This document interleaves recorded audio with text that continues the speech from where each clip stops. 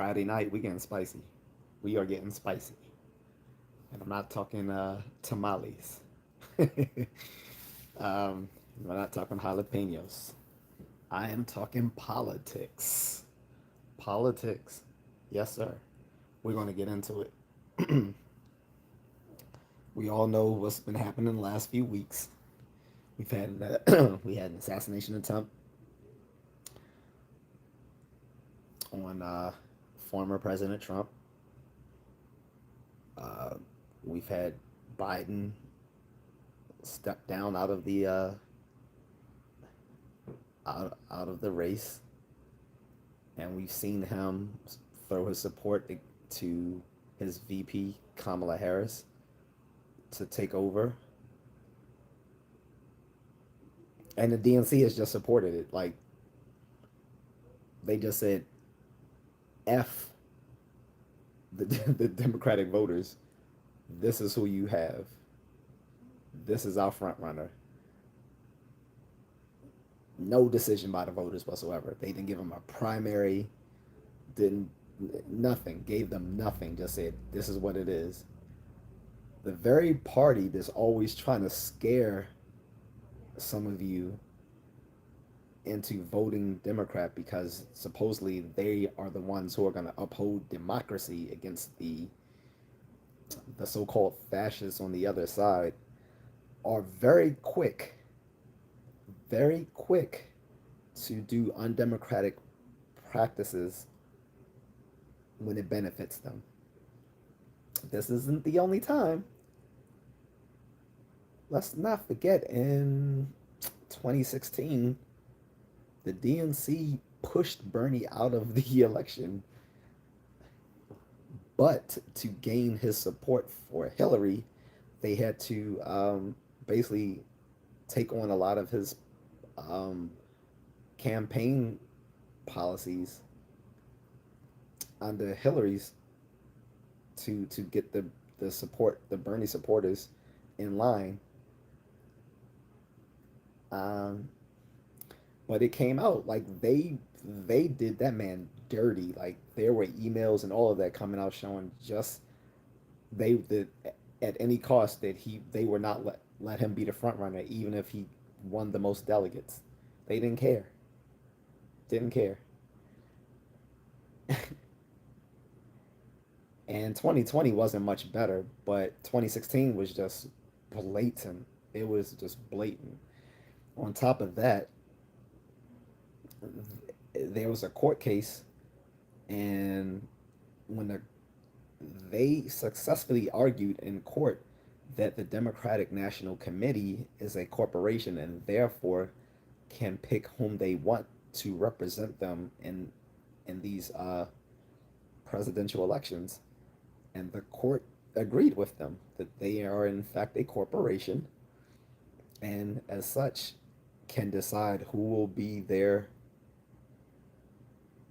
nominee, which means voting doesn't matter for them. Like they will just pick whom they want to be their nominee, and you either vote for them or you don't. But this is the party that wants to scare you into thinking that the GOP is out to take all your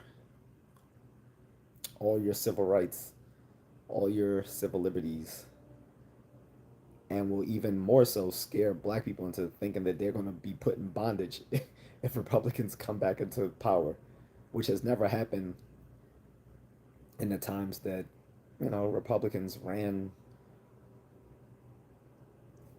the White House, the Senate, House of Representatives, most of the gubernatorships. We didn't see that happening. But, they keep using that scare tactic because it's been working for the last almost 50 years. So, let's jump back to where I am talking about today.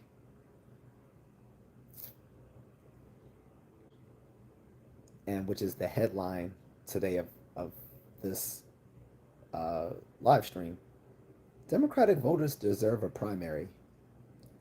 They deserve a primary. Now that Biden has stepped down from the election, because he has some stage of dementia and is just unfit to be in office another 4 years. We sh- the Democratic voters deserve a primary. They shouldn't have just thrown Harris at them and anointed her and said, "Well, this is the front runner for us." Apparently, she now has enough delegates, but that doesn't even matter. Like, even if she didn't, they would have made sure she did. Let's be blunt about that. The Democrats deserve a primary. The problem is she doesn't do well in primaries. Lest you forget, she failed miserably back in 2019. She didn't even win her own state of California. She didn't even win her own state. So it stands to reason they don't want a primary because they know she wouldn't be able to win it.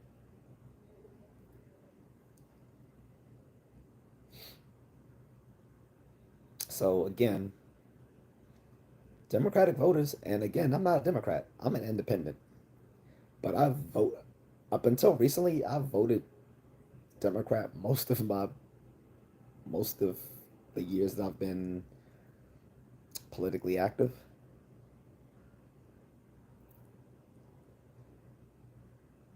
BSK says earned delegate count 2019 zero.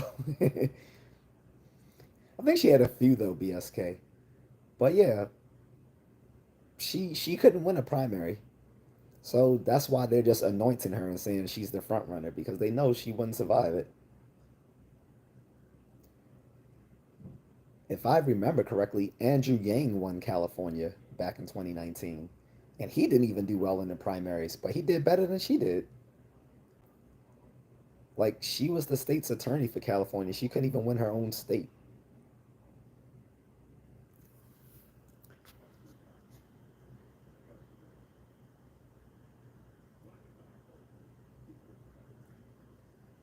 But yeah,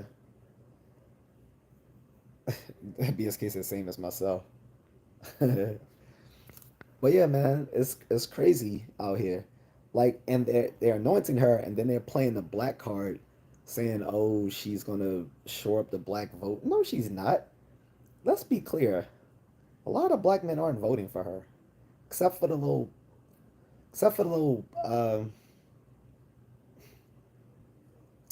the boule. They're voting for her, and apparently, I would be considered the boule. I went on to college, went on to grad school, um, live in the suburbs, stuff like that. I would be part of this boule, but I don't identify with them.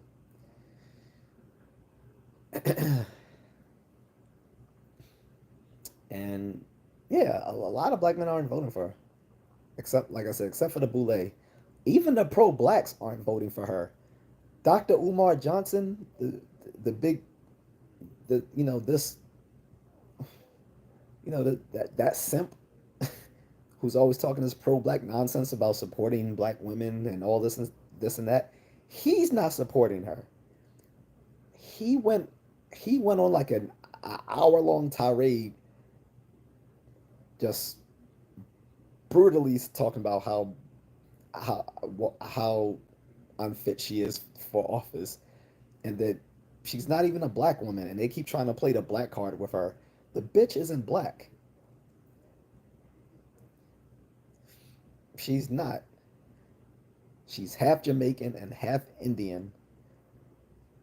And it finds out one of her ancestors was an Irish slave owner in Jamaica.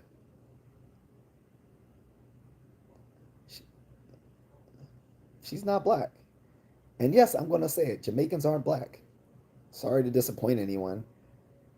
And they're still my brothers from another country or whatever, but they're not black. Most of them we even say they're not. They say, yeah, we're not, we're Jamaican. And even if they say they're like black Jamaicans, cool, but they're not black Americans. She's not black. So her playing a black card is bullshit. And if you think I'm joking, go back, Google it if you wish, because you can always fact check anything that I say, and I assure you, I will be backed up by the evidence. When she first came into Congress and became a U.S. Senator, they called her the first Indian American female senator. They didn't say anything about her being black. Not one thing.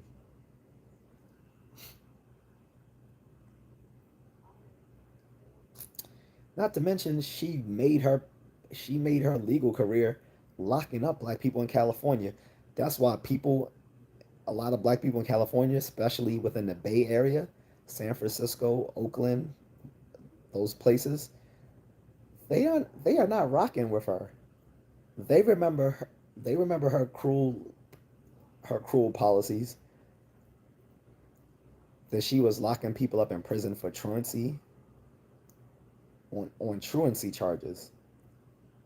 Why are you locking people up on truancy charges? And was locking up a bunch of black people on minor marijuana offenses, but then laughed about smoking marijuana when she was asked during an interview. On top of that, she had 1,500 men, 1,500 black men in prison that she made serve beyond their actual sentence to keep cheap labor in the California prison system.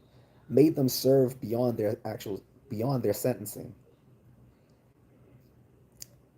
When there was a when there was a guy who was exonerated,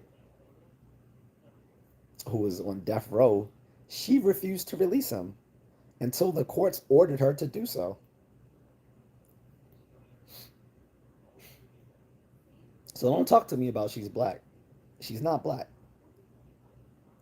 And even if she were black, she's never done any she's never done anything in her career which has helped black people.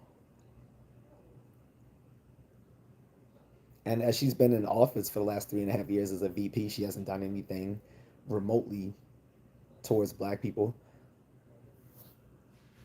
After this wench tried to shame uh, old Jim Crow Joe Biden about um, trying to stop busing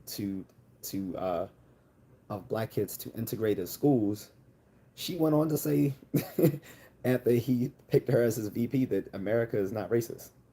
So you literally just called out a racist issue, and then said this, but America's not racist. Make it make sense. Like either it is or it isn't, but make it make sense.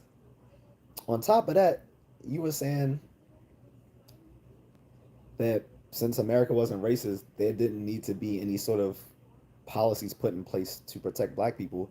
But Asian people got their asses kicked for 1 year during the pandemic because people blamed them for the whole issue, all this stuff coming from the pandemic. The economy tanking, being locked inside, all this sort of stuff. So people start beating up Asians for 1 year, and they got a anti-Asian crime hate bill, which black people have been asking for years and wouldn't give it to them. And she was even there, like gleefully looking over as Biden signed it, touting the fact that she's part South Asian herself, but made no such efforts for an anti-black racist hate crime bill. Not at all. But now they want to tout her now they want to check in her black card to short black people for her to win this election. I'm not buying it. And like I said, I'm not voting for any Democrat anyway, but if I were still a Democrat, I would want a primary. They deserve a primary. I mean, at this point, Trump is still going to beat them, but they could at least run their strongest candidate against them.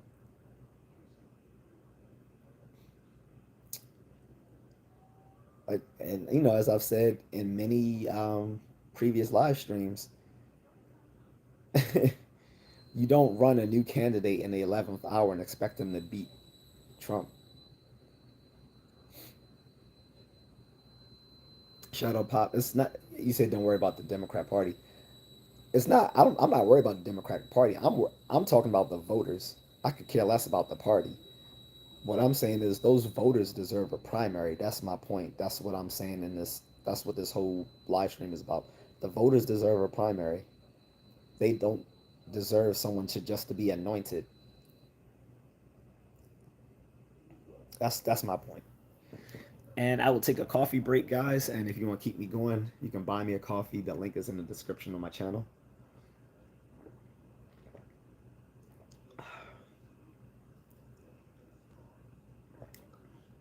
Just to show people, I literally do drink coffee all the time. So, want to buy me a coffee, help me out. The link is in the description of my channel.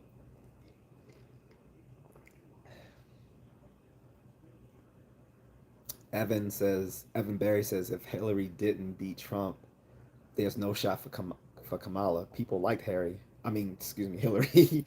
I don't know a single person who likes Kamala. That's true, Evans, but put so there's a lot of black women stumping for her right now. Those are the people who like her. There's a bunch of there's a bunch of white liberals who are at least pretending that they like her. I should say that right.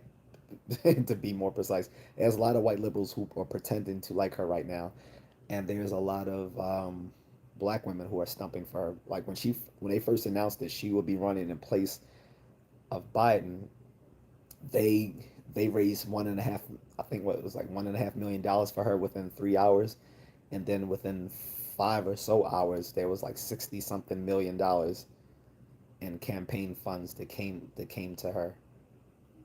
So there she there are people for her, but not enough that's going to win her, like get her through.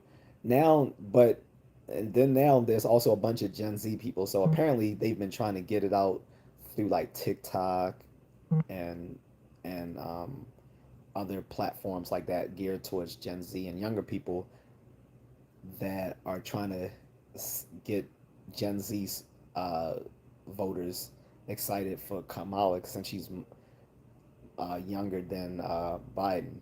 It said like she's 60, but she's so much. It said when we think 60 is young because because the current president is 81 years old. So compared to him, she is young.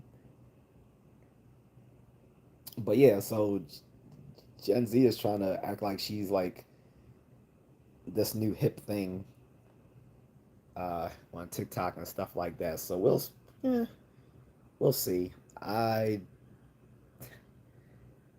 I don't think it's gonna work. And actually, if I look, the last look at the numbers is actually more Gen Z supporting Trump than is supporting Kamala. So, like I said, I don't see the numbers adding up there.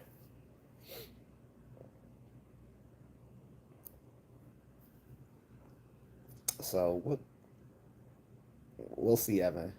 Like I said, my whole point is I'm not even looking at it from I'm not even trying to be partisan. What I'm saying is simply that those voters deserve a primary. I think it's very undemocratic for the former president to say he's not going to run for reelection, and then they just anoint Kamala as the front runner. Like, sure, she's going to get all his delegates and so forth, but the only like I can understand when they were saying they didn't want to primary Biden because he is the incumbent president running for office. I get that. I get that. So when they were saying they didn't want to primary Biden, I understand that because he was the incumbent. But Kamala is the VP. She's not the incumbent, and not everyone signed. And the people who wanted Biden to step down did not necessarily mean that she should step in his place. They just wanted him to step down so a stronger candidate could run in his place. She's not necessarily the stronger candidate.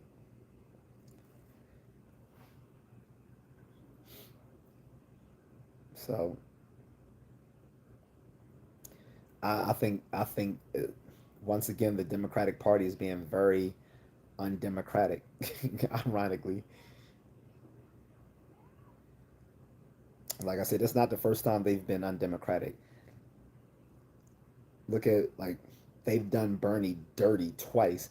Like at least in 2020, it wasn't as underhanded as it was in 2016. Like in 2020, all the people in their primaries basically stepped out of the race just to throw their support to Biden, just to make sure that Bernie didn't become the front runner. Because at the time he was doing the best in the when they were doing the caucuses and all that sort of stuff.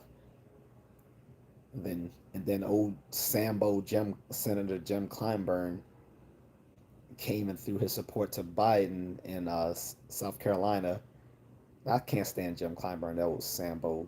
Anyway, and then all they talked all the other primary candidates into dropping out and throwing their support to Biden just to ensure that Bernie didn't win. Like they all thought it was just better for them all to step down and ensure that Biden win, just to make sure Bernie didn't. This is how much they don't respect that man, and yet Bernie is still a good soldier and still supported Biden, knowing how they all just basically like formed like Voltron against him. But that wasn't even the underhanded stuff. The underhanded stuff was in 2016 when they actually had stuff like secret emails back and forth in the DNC showing how they were going to make sure that Bernie wouldn't become the front runner even if he had the most delegates. And they, like I said, they even took it to court and successfully argued that as the DNC, the Democratic National Committee, as a corporation, that they can basically choose whoever they want to be their nominee, which means the votes don't even matter at the end of the day. At the end of the day, once they go to the Democratic National Convention, the DNC can pick whoever they want to be their nominee, regardless of who got the most votes. That is undemocratic as hell.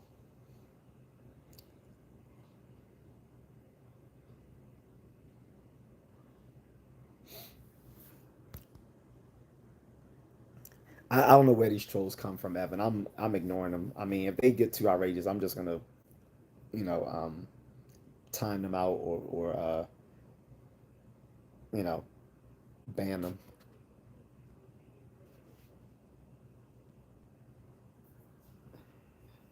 Didac, I'm sorry, I can't say your name correctly. Didac Delight says, "Be honest, bro. Brutally honest. The young '90s version of Kamala Harris. Would you?" First of all, I've never seen pictures of her when she was young, but two, no.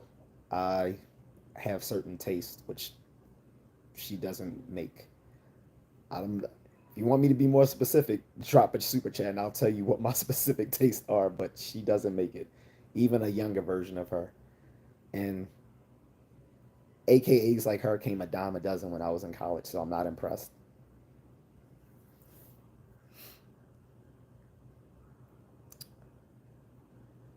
And again, if people support Hillary, like Miss Mueller, if she supports Harris, more power to her. I don't have any problem with people who support Harris. I want to make that crystal clear. I have no problem with those folks. My issue is that the DNC decided not to give a primary, and that's a disservice to their voters. It shows they, at the end of the day, if this is just another example that the DNC doesn't care. And we can probably talk about the RNC being the same way. I'm not gonna pretend like they don't do stuff as well, but right now my current examples are the DNC because those were the people who I used to rock with the most, being that I used to be on the left. But they've been the most undemocratic in how they treat their voters, and I'm gonna keep stumping on that fact. The Democratic voters or the independent voters who lean Democrat, they deserve the primary.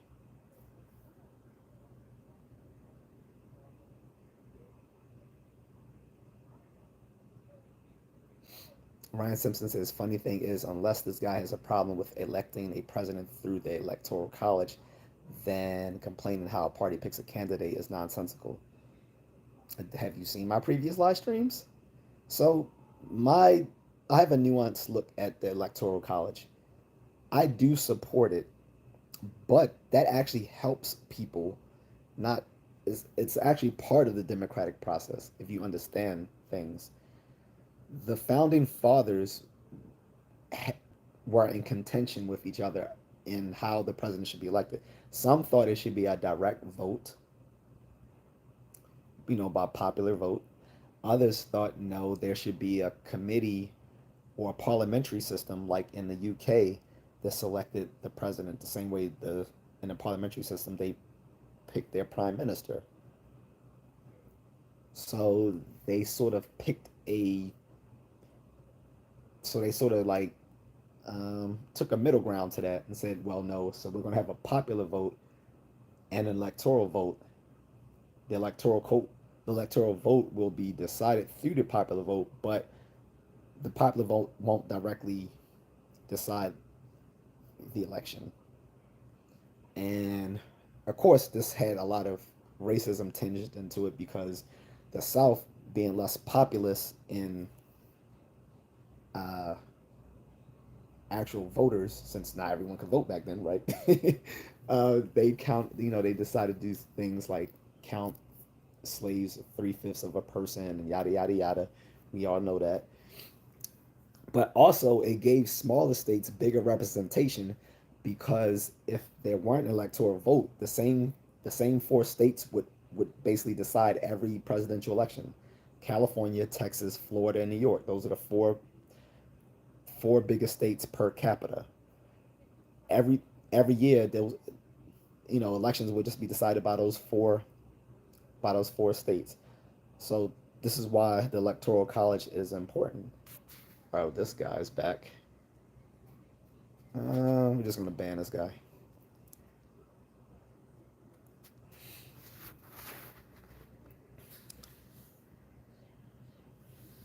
He probably isn't a 12-year-old Evan. That's why. More than likely, people who act like 12-year-olds are probably 12-year-olds. Most of these trolls are minors, and the ones who aren't minors are very low IQ adults. So to answer you, if you still there, Ryan, that's to answer your question. I actually do support the electoral college vote, but I acknowledge that it has problems. On top of that, throughout the history of U.S. presidential politics, the elect the electoral vote has almost always went with the popular vote, except for like three times. Other than three times, the electoral vote has almost always went in the direction of the popular vote. So I am for the electoral college because, like I said, I think there does need to be a buffer between the uh, the average voter and picking the most powerful man in the country, and nowadays the most powerful man in the world. Yes, there needs to be a buffer because, as many of our founding fathers acknowledged then, many of them were, I believe, federalist. They knew the that the average man or the common voter wouldn't have been politically informed enough to make an informed decision on picking the leader of the country. That's why they had that buffer, and this is why we have a representative democracy as opposed to a direct democracy, because the founding fathers knew their knew their Greek and Roman history. They knew that direct democracies often devolve into mobocracies. To avoid mobocracies and to avoid um, the laws of the land just changing with whatever is the current whim of the day, they decided to put buffers in to have a representative democracy. They've installed an electoral college system, and they made it very hard to to add amendments to the Constitution or remove amendments from the Constitution. This was to provide stability, and it has worked. So that's my answer to your question.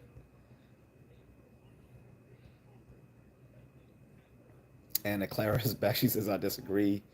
Do you think you are politically informed to vote? Yes, I do. I stay in tune with government and politics. I have since I've been in college. Well, actually, I've probably since my last few years of high school, really, as I've been rather politically informed. The reason why there's such a matter of fact, the reason why there's such a low turnout amongst younger eligible voters is because these politically informed people hate the fact that their vote counts as little as the moron across the street who doesn't know jack about shit other than they're gonna vote team blue or they're gonna vote team red, or oh, I like this guy because this is a guy I can have a beer with. What the fuck does having a beer with someone have to do with this person being the right person to run the country? So these low information voters dissuade politically informed voters, particularly the young, from voting because it causes political apathy.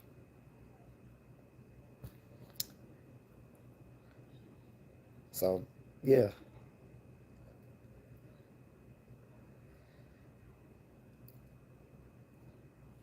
I haven't heard anything about JD Vance reporting dropping out of the race. We'll see. It doesn't matter anyway. He's the VP. He's not running for anything. So dropping out of race doesn't really mean anything. The VP doesn't run. So I mean the VP candidate, excuse me, the VP candidate doesn't run for office.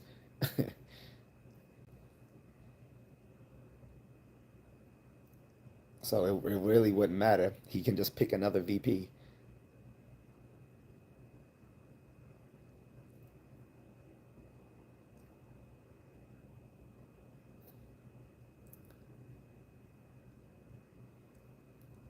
It's like I said, like I've said in many live streams. It's a shame that they stopped teaching civics in many U.S. high schools because it shows in how politically ignorant people are nowadays.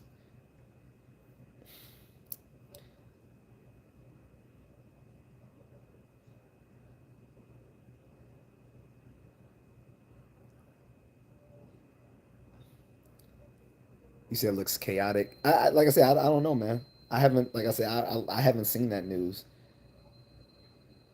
I've been out all day. Like, um, I mean, I worked from home, but then, you know, I went to the gym and, you know, did stuff. And now I'm live streaming, so I haven't gotten a chance to check anything out. But I have not seen anything towards him dropping out. What I have seen is that Donald Trump may drop him for someone else. That's possible.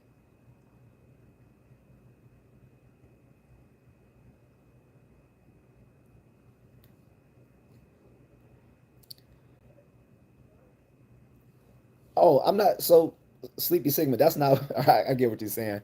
You say I took civics this year and Harris still has my vote. Again, that's not what I'm saying, bro. I'm not saying that if you take civics, you wouldn't support Kamala Harris. That's not what I'm saying. I was answering an earlier question from Anna Clara saying, do I think I'm politically informed enough to vote? And I'm saying yes. I said because, you know, I actually had to pass my US civics exam.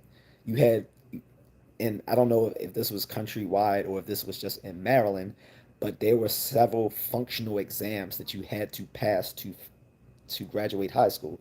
There was a functional civics exam. There was a functional, uh, I think, English exam. There was a functional mathematics exam. Like they've taken these sort of things out of high school now, and I think it's done a disservice. I mean, I guess now they do other standardized tests that they might be roughly equivalent to those, but I don't know if they have one specifically towards um, like social studies or civics. But yeah, I'm not saying that if you take civics you won't support her. That wasn't my argument, bro. I was saying that more people are politically illiterate nowadays because civics is not a required thing in high school. That's what I was saying. If you support Harris, more power to you. My my I have no beef with people who support Harris. My beef is with the Democratic Party not allowing a primary after Biden stepped down. I think those voters deserve a primary to pick whom they want to be their candidate. That's my issue. That's my issue. Blame Dirty says Vivek. Yeah, a lot of people did want Trump to pick Vivek. He could have Trump. He could have picked Vivek. He could have picked Nikki Haley. And yeah, I don't like Nikki Haley either. Don't get me started with her. Another fake Indian woman, but whatever. um, the the reason why it would have been a smart pick to pick Nikki. I was about to say a Prince song, but never mind it. But anyway, the reason why it would have been smart for him to pick Nikki Haley is because he picking her would have got some of those never Trumpers on line with him. Um, she Nikki Haley had a huge donor base of people who were conservative, conservative Republicans, libertarians, and independents who did not support Trump. Right. So making her his VP would be a smart move. JD Vance, take him. You could take him or leave him. Um, but Harris, I mean, sorry, Nikki Haley could be a smart move. Vivek, he he excites a lot of the younger people, and he can get a lot of independence. He would be a good move too. So yeah, I mean, he could possibly drop JD Vance for Vivek or Nikki Haley. Um, maybe even that one of those black dudes.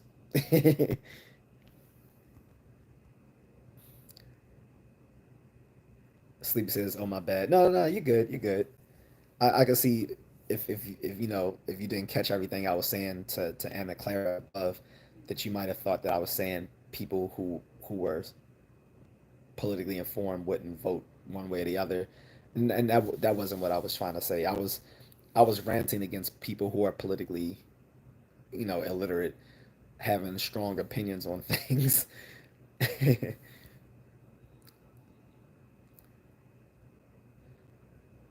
Quantum says because civics is why you shouldn't vote for her. I wasn't making that point, Quantum. That's what I was just trying to clarify with Sleepy Sigma. But yeah, I strongly dislike her for her legal career.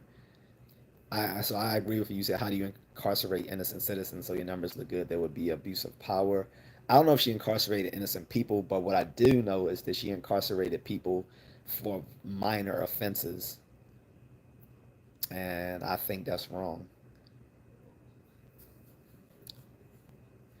Quam says after COVID, civics was lost. No, I think um, functional, like taking like social ninth grade social studies and civics exams became more optional after the early 2000s because when they start um, being more about merely doing standardized tests that taught people how to do well on STEM related subjects, that history and arts and those sorts of things got pushed to the wayside. BS case that Senator Vance has quit nothing and will be a senator on January 19th. Yeah, like I said, when we were doing, I did a quick look up on my other phone, and it didn't say anything about him dropping out. The only thing that I saw was that Trump would might consider dropping him and picking someone else in his place, but it didn't say anything about JD dropping out of the race. And I was just saying, if he did want to drop him for another person to run to be his VP, it would have made sense that it would be someone like Haley or Vivek Ramaswamy. Quantum says, look up Jamar Truelove story. Vice did a piece on him. So are you talking about the Quantum? Are you talking about the guy who was on death row and was exonerated by evidence, and then she refused to release him until the courts ordered her to do so? Because I did mention that earlier. Yeah, I mentioned you weren't in the chat room. I mentioned that probably like 30 minutes ago, and I mentioned that in previous live streams. I said something like that is a travesty of justice. Absolutely, that's that's messed up. Like the courts had to order the state's attorney to do something that she was supposed to do. That's messed up. This is why I wouldn't want her in the leadership role.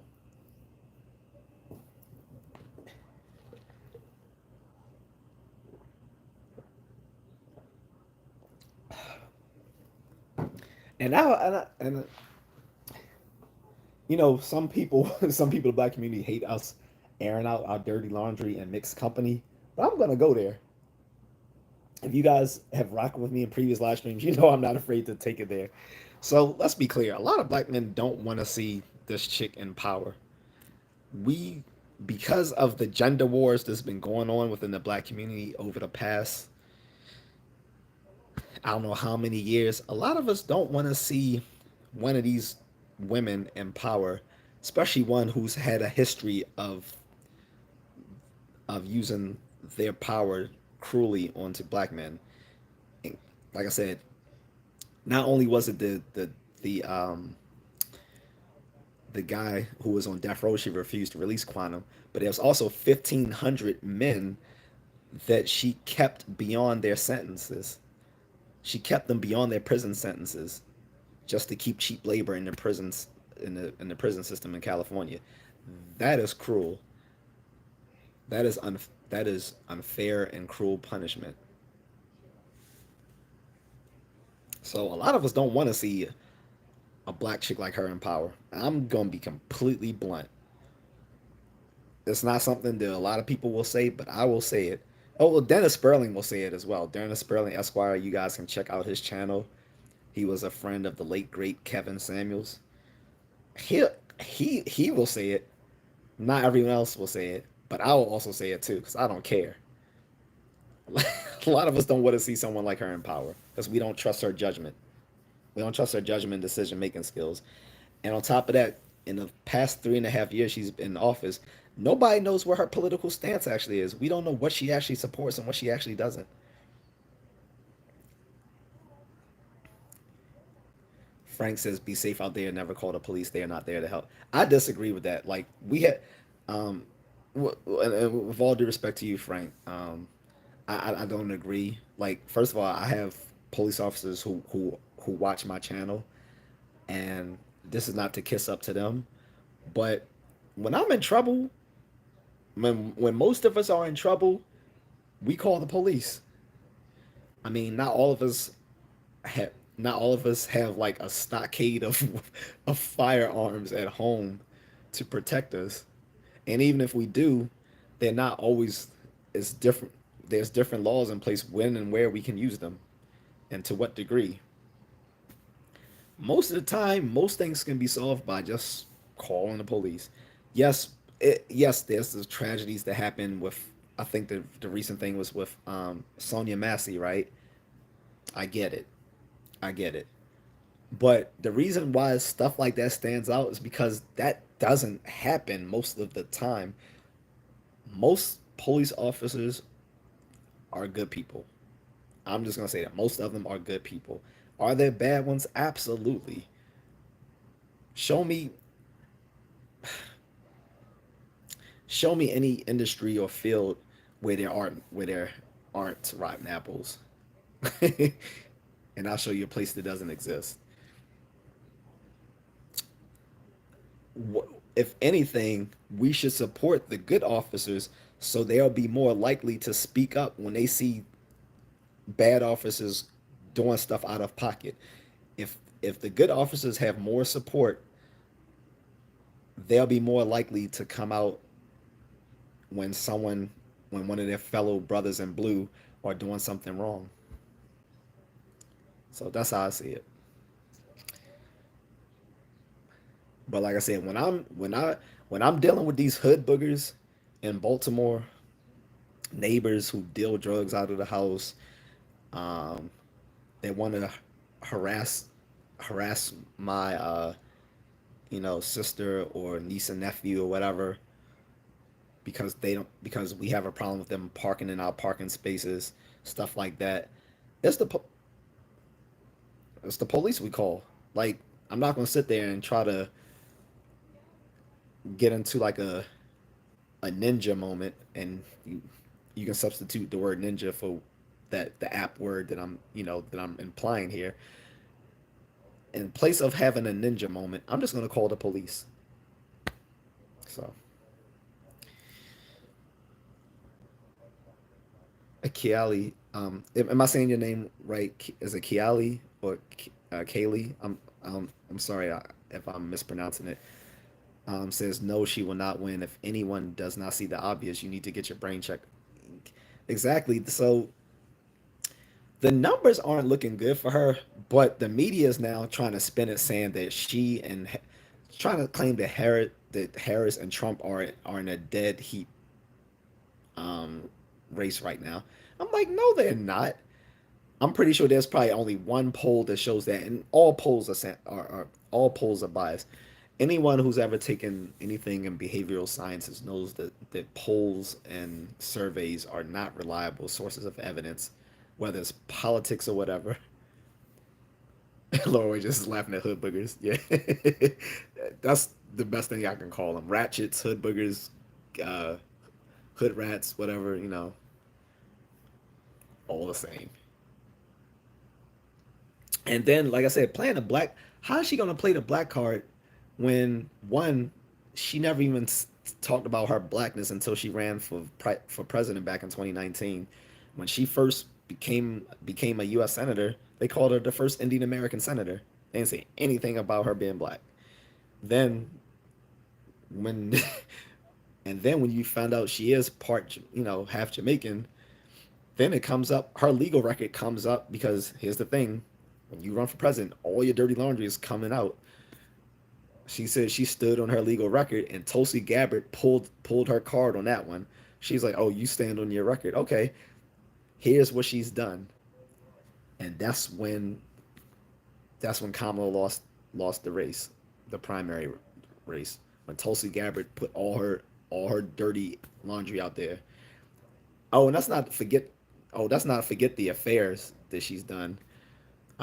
What they say on Fox that yeah, I'm gonna go there.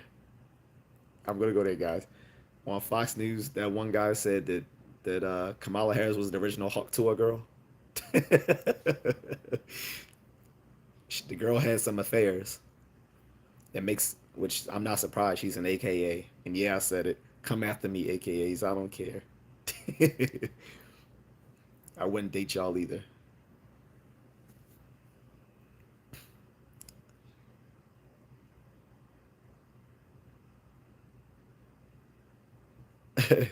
Greg's Corner says I once was waiting in line at Taco Bell in Atlanta, and the man who told me if he ever sees me again, he's calling his Puerto Rican friend, and no police will intervene. I don't know who he thought I was.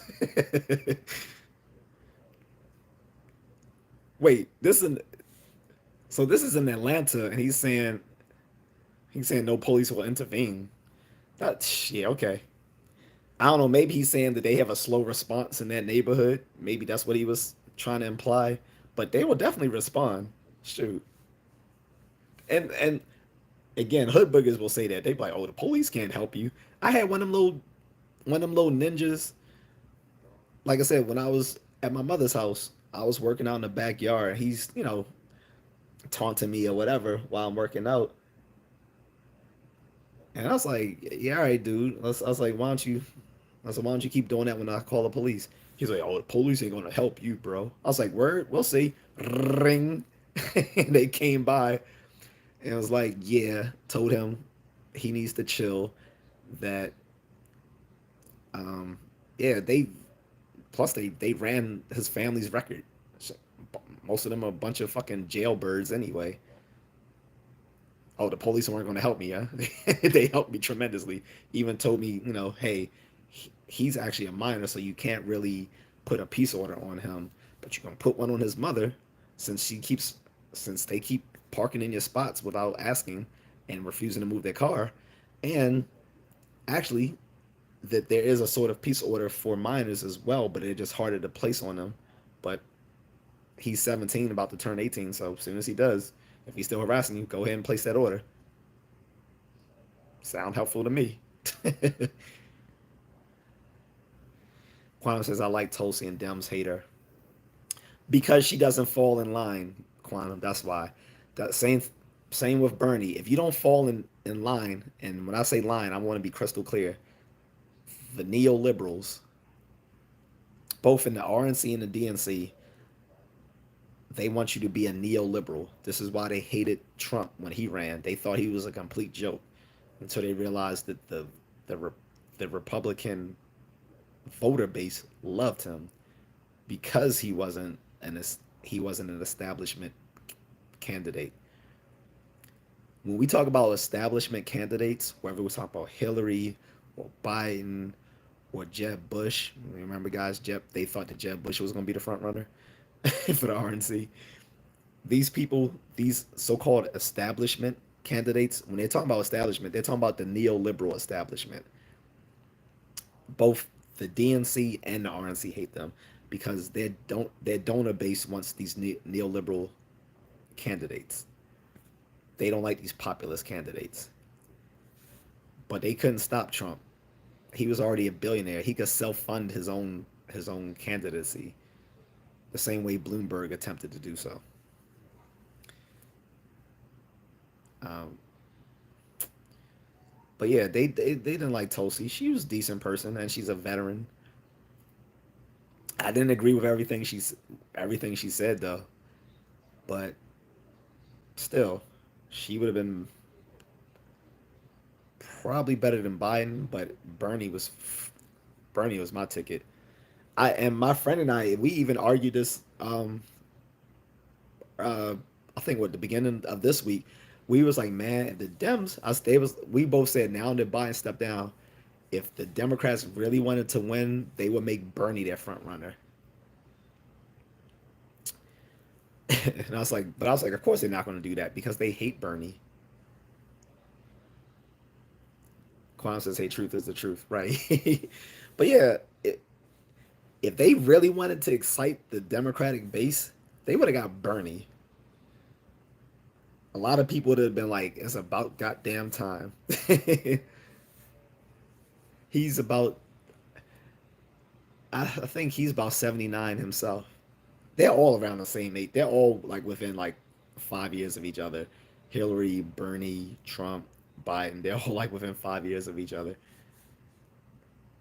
But people would have been excited for Bernie. Frank says she slept her way to the top of California politics. Right, that's what I said. That's why people have been saying she's the original Hawk Tour girl before before the girl that went viral online a few weeks ago. What was that guy, Willie Brown or whoever she slept with? Like she's had affairs. Like I don't take her seriously. Quantum says, my understanding, he's going to call his Puerto Rican cop friends so they won't come. Oh, well, that's the reason why we don't want corrupt leaders. Point taken. Point taken. Um, Frank says, I live in a country. It would take the police 45 minutes to get here. I am well armed just in case, as you should. Um, so you say you live in a country. Are you living in Puerto Rico? So I don't know how Second Amendment rights work over there since they're U.S. territory, but I'm assuming more or less that their laws on firearms or whatever is remotely similar to here. I wouldn't know. Frankly, I don't think I would want to live in Puerto Rico, but it's a beautiful it's a beautiful island. If I was to live in a U.S. territory, though, it'd probably be over in the Pacific, like American Samoa or the was it the Northern Mariana Islands, Guam. So, but I mean, Puerto Rico, I don't know. Uh, I know it's probably not the most. Um, when I think of like law enforcement and everything being above the water, I don't see it as being one of those places where things will be above the water with a lot of their law enforcement and government over there. And I could be wrong. Quantum says smart, Frank. Yeah, man. Even here, I think people should exercise their Second Amendment rights. And for people who get mad at people are who are adamant about their gun rights and or firearm enthusiasts and stuff like that, just note that the Second Amendment was made to protect the First Amendment. So let's just keep that in mind. The Second Amendment kind of ensures the First Amendment.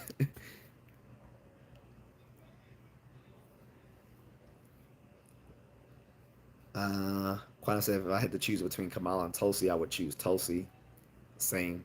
Of course, if I have a better decision, I'm not choosing either one. But yeah, like I said, it goes back to my original point and the name of this topic, which is Democratic voters deserve a primary.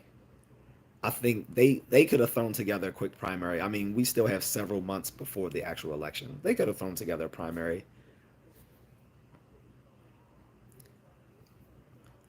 Frank said, yeah, she had at least two affairs with people above her as well known. Yeah, I know that. I know there was at least one affair, and I thought there was another one too, but I couldn't remember the second one and didn't actually look up the second one. But I knew about the one.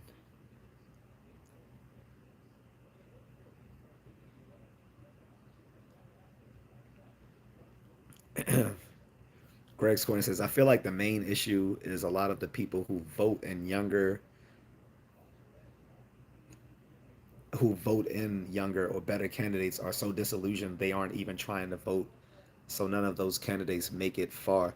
Right. This is the political apathy I'm talking about, Greg. Like when it comes to polit I think politically informed voters are the most likely to be politically apathetic because I can talk about it in my case. Like back in 2022, I didn't give a shit about the midterm elections because I had no interest in everyone who was running. Like at the time in Maryland, everyone was all hyped about Wes Moore, who was going to be the first black governor of Maryland. I'm like, so who gives a fuck? Actually, I actually worked for someone. I mean, sorry, there's actually someone I work with in my office at PRMG. I work for um, Paramount Residential Mortgage Group, one of the largest lenders. I just gave them a free shout out. um, he worked on Governor Westmore's campaign, and I was like, dude, why did he why some of the stuff he did? I said it didn't make sense to me. I was like, why did he lie to everyone in Maryland saying that he was a Baltimore native? I was like, the dude was from Tacoma Park, which is a DC suburb, nowhere near Baltimore. Complete. And if you don't know the rivalry between Baltimore and DC, look it up. In any case, he was not a Baltimore native. As a kid, he he, he came out of Tacoma Park, Maryland, a DC suburb, and then was raised in New York City. He didn't actually live in Baltimore until he went to Johns Hopkins University. That does not count. Going to a university does not make you a native of that city. That's like, being from Baltimore and then I end up going to UCLA for college. That does not make me an LA native. As much as I may appreciate LA, that doesn't make me an LA native. Wes Moore was just like it was so obvious he was like trying to be a wannabe Obama. It was just so obvious, blatantly so. And I became completely apathetic about politics in 2021. after the so-called riots and everything else, I'm like, I'm just done with politics. And I initially back in 2023, I wasn't going to vote. It wasn't until I saw Trump step back in and was like, that kind of excited me again because I became so turned off with Biden that I was ready to have him replaced. Then I also remembered financially how well I was off back during the Trump years. And that was my decision for me.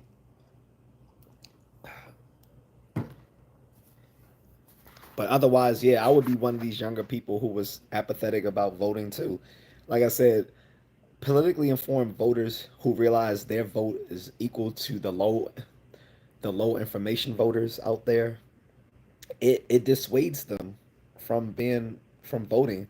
What I would tell them though, I would tell them, hey, I completely understand, but there are actually other ways to be politically active besides voting.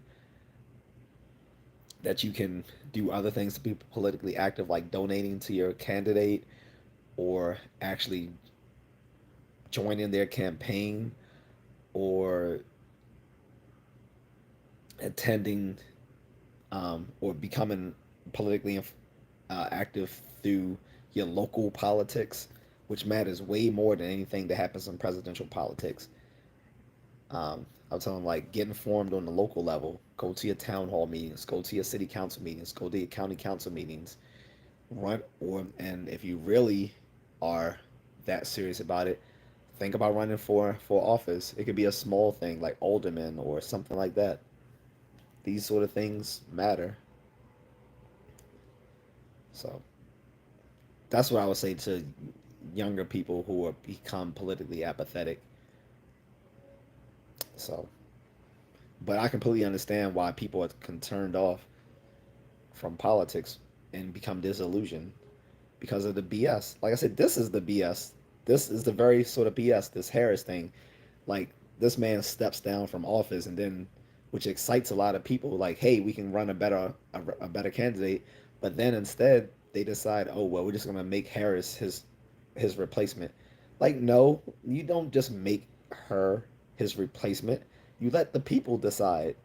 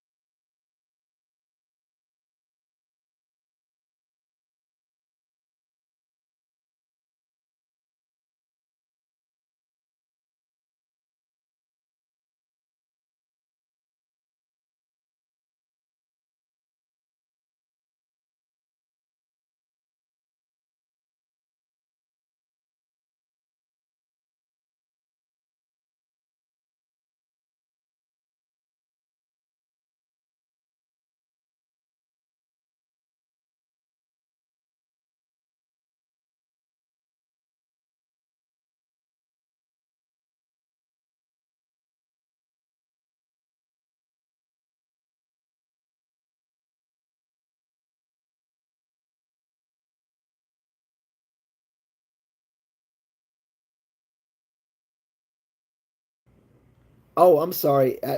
Thank you, Greg. I didn't know that I must have accidentally hit the audio. I'm sorry. I don't know how much you guys missed. Thank you for catching that. I just looked at the icon up and I saw that it was on mute. I didn't even realize it, guys. I'm sorry. Very sorry. If I need to rerun anything I said, just let me know what part for several minutes. Okay. Let me go back to. Uh,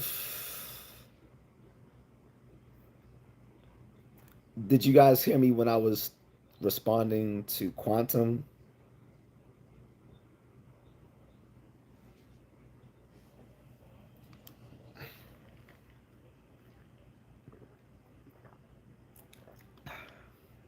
But thanks everyone who told me.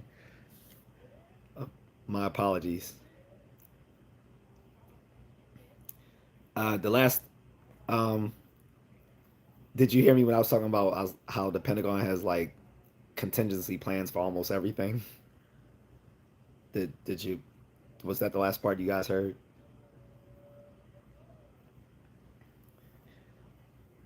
Um, because I was basically just joking about how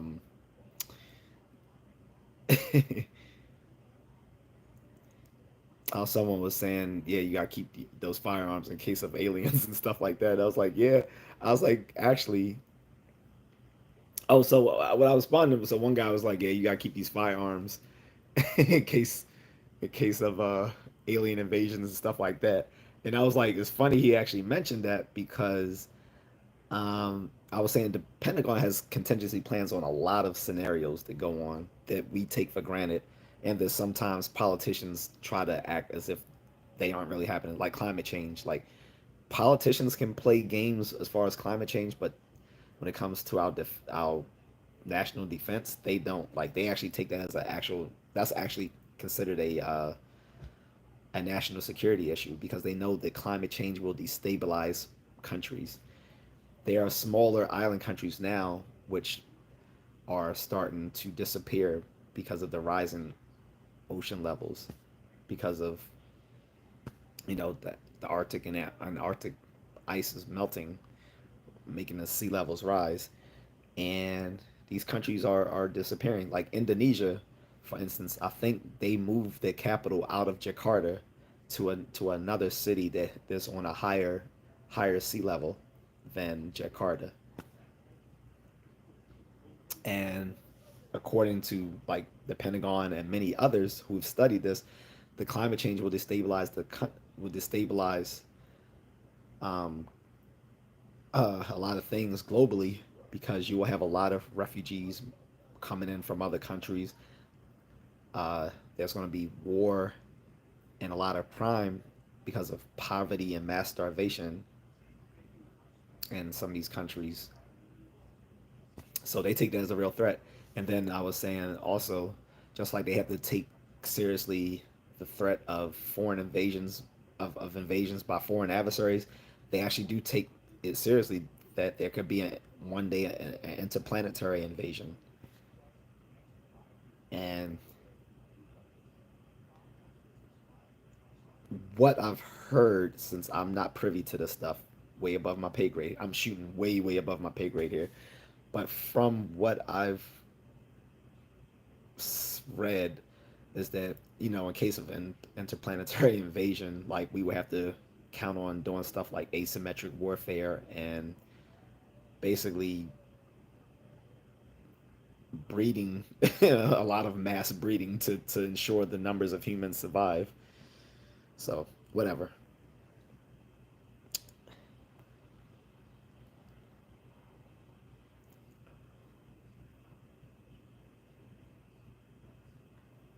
BSK says actual mean sea level change in last century. So yeah, the sea levels have risen a lot. BSK, like they are smaller island countries that because of erosion is causing is it's destroying their countries. So like I said, where politicians may try to play games with climate change, the Pentagon and others take it as a serious threat because it is a national security issue. Because climate change over time is going to cause a destabilization in a lot of countries. So, uh, but I think that's what I was saying when I accidentally went on mute, guys. So I apologize for that.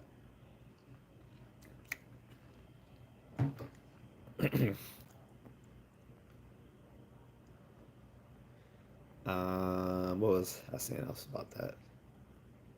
Oh, and then I was responding to I am Corn Pop about going to town halls, and I was saying actually going to town halls is quite beneficial, and city town halls. I mean, city council meetings and county council meetings, because all the politics that's going to affect your day to day life happens on a local level. So you can have a direct voice in that by attending these meetings, because a lot of citizens don't. BSK says 4 to 5 inches, centimeters. I don't know the actual rate of the sea levels. Actually, why don't we just look it up, right? We have Google or Siri in our hands. Um, Google, how high has sea levels risen in the last few years? Okay, so according to NASA, the average global sea level rose by 0.11 inches, which is 0.27 centimeters for you metric nerds out there like me, from 2021 to 2022, which was the highest ever measured. This is more than double the rate of sea level rise during the most of the 20th century, which was 0.06 inches, 1.4 millimeters per year. From 2013 to 2022, the rate of sea level rise accelerated to 0.182 inches, 4.2, excuse me, 4.62 millimeters per year. Uh, and to go on further, it says the increase in sea level rise is caused by human activities and has been the main driver since 1970.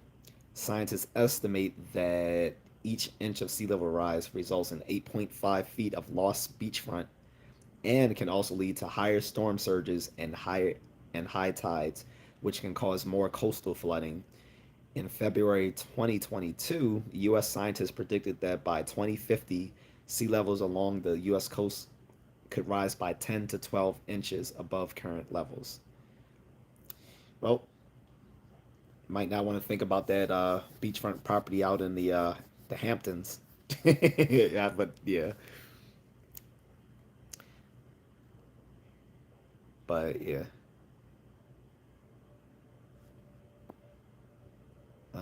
Quantum says they knew polymers would accelerate the pollution and now it's on everything. We even have cocaine infested oceans. Go figure. I don't know. That sounds like a fun. That sounds like a fun ocean.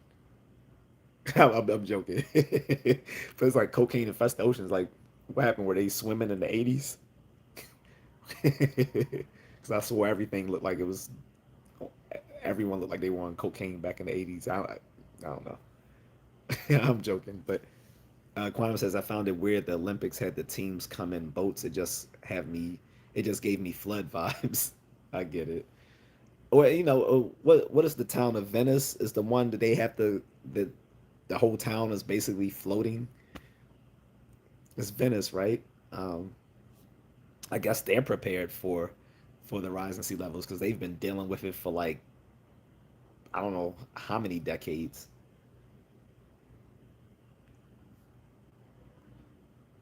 Quantum says, "Oh yeah, I did hear about that." Quantum, yeah, the sharks just tested positive for cocaine on the coast of Brazil. Yeah, I do remember that a few days ago. I completely forgot about that, and I was like, man, that sounds like a movie for Sci-Fi Channel. I mean, you already had like um, Sharknadoes. Now we got cocaine.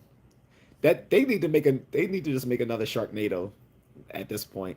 Call them cocaine infested Sharknado. That why not? I mean, they've already had Sharknado. They've already had tarant lavalantulas, which were giant tarantulas. They were full of lava. And the movie starred like three of the people from the original Police Academy. which was like Steve Gutenberg and all of those guys.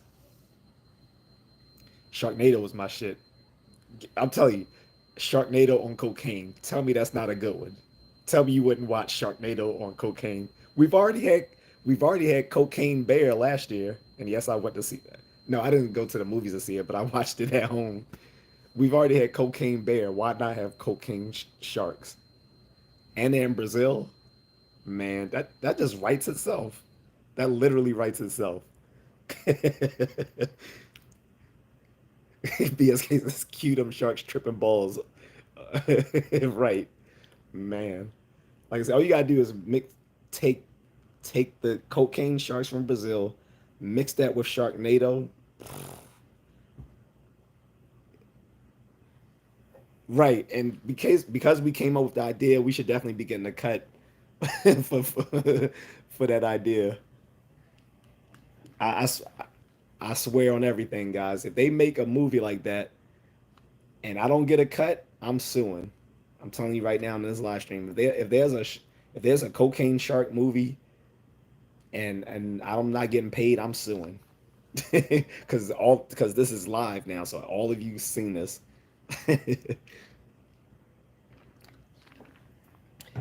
It's just like, and you probably won't believe me, but I sort of had the idea for the movie Vampire in Brooklyn before uh, Eddie Murphy did it. Like I thought that would have been a cool idea, like long time ago when I was a teenager. I was like, man, why don't they make like a vampire movie, but it's in the hood, kind of like the Blackula movies from the that black exploitation era in the '70s, but it'd be more, for today with like hip hop instead of like the '70s. And lo and behold, they made that movie Vampire in Brooklyn. I was like, man, that was my idea, but it was no way for me to prove it since I never had expressed that idea publicly. BSK says like two C orca killers on cracks. Yeah, orcas make sharks seem like Boy Scouts. Seriously, like orcas make sharks look like Boy Scouts.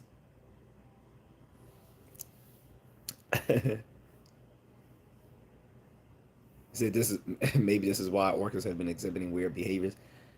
I don't know. I think they just always been like super aggressive. Like they don't they attack other whales. They attack ships. I think they're like the only thing that polar bears are afraid of are orcas. Quantum says whales have been hunting sharks, which they don't do, and traveling places they normally do not. Probably because a lot of um, with the changing with climate change changing the the currents, because there's currents in the oceans that some of these marine creatures follow, that they travel back and forth, and these currents have actually been changing over time. BSK says meth even worse. But I don't want to go too far straight from the original topic. That was a nice tangent. But getting back to the topic, guys, like I don't know, what do you guys say? Like I said, if you guys are for Harris, that's fine. But even the folks who are for Harris, don't you think it's at least a bit undemocratic to not allow a primary? Like like if she does win a primary, that's great. Then that means she's been vetted. My suspicions is that they know she couldn't win a primary, so that's why they won't run one. And that does everyone a disservice. One, it does the voters a disservice because they've been left out of the very process of picking their candidate, which is supposed to be a part of our our democratic process. And two, if if she can't survive a primary and be vetted, that means she's not going to be able to survive a general election. Like if you can't survive a primary, how would you survive a general election? The primary is harder than the general election.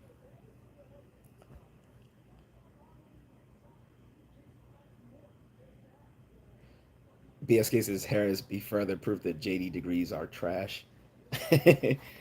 Does she have a JD? I didn't. Oh yeah, she does. Yeah, she's an attorney. That's right. Here's the funny thing about JDs. Like originally they weren't even JDs. They turned them into doctoral degrees to make them equal to MDs. But originally it wasn't a doctorate that lawyers receive. And the reason you notice is that the JD isn't the highest law degree. The masters of the what is it called, the LLM,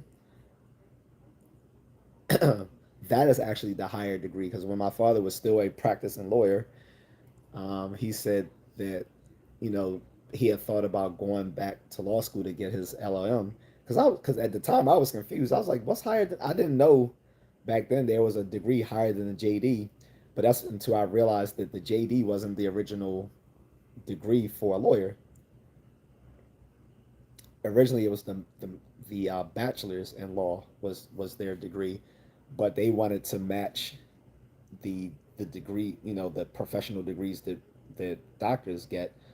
So they decided to call it a juris, a doctor of juris. So anyone, lawyers are so plentiful today that yes, JD degrees come in crackerjack boxes practically. Like you have like little evening schools you can go to get a JD. And in some places like California, you don't even have to get a JD to be a practicing lawyer. You can become an illegal apprentice like Kim Kardashian is doing. You can become an apprentice for a lawyer and become a practicing lawyer that way without even getting your JD.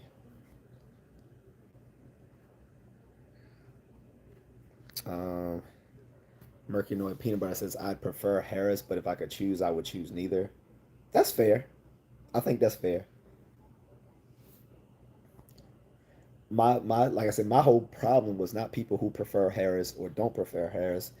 My problem is that the Democratic Party refused to give the voters a primary so they can pick their candidate of choice now that Biden has stepped down.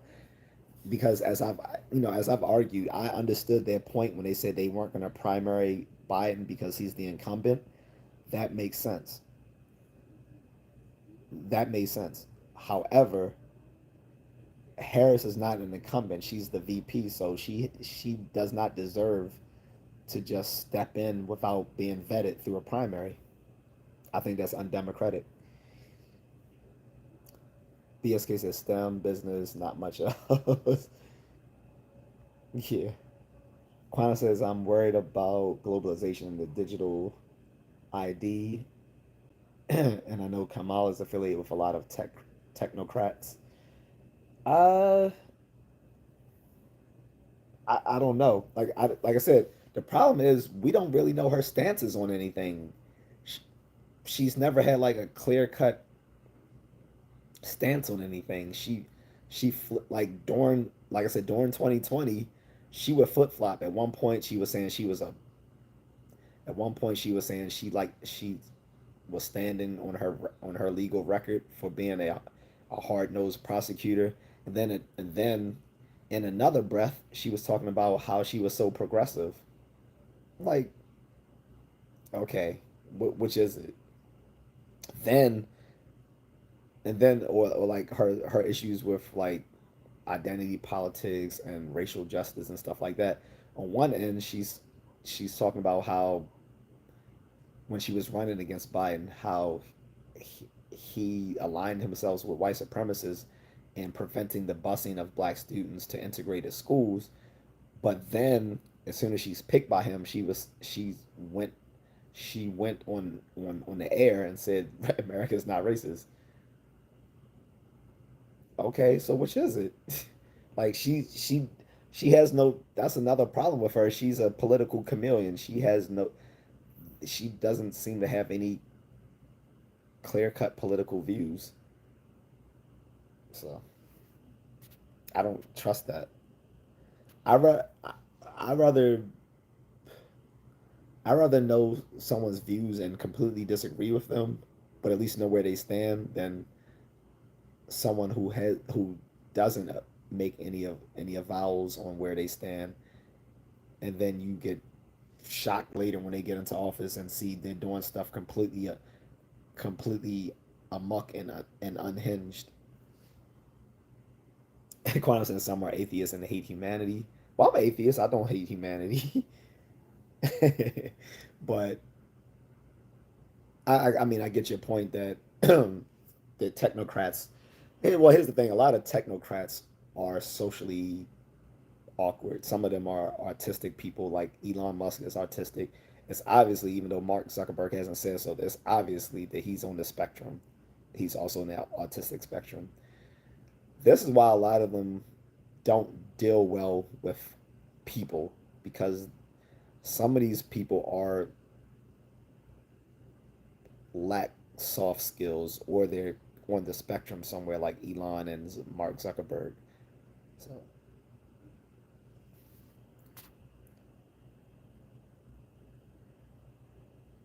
Miss Nina says nothing's gonna stop the it. It's everywhere, a worldwide plan. What's up, Miss Needle?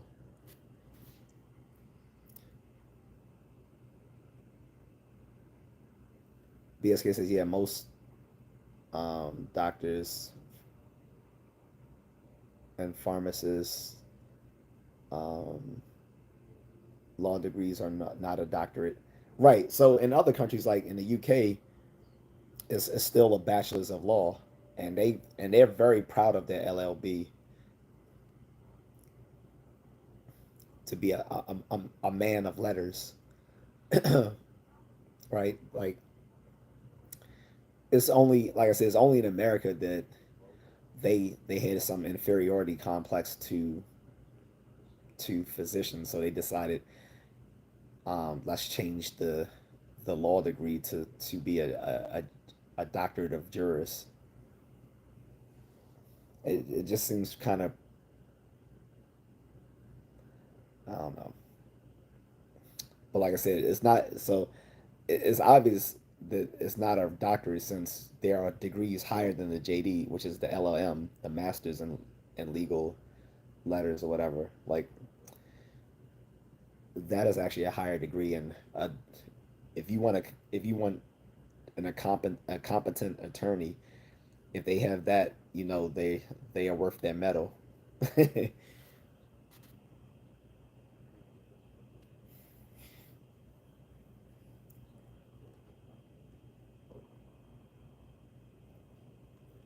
Oh, the ID. I get what you guys are saying. Like you talking about like the okay.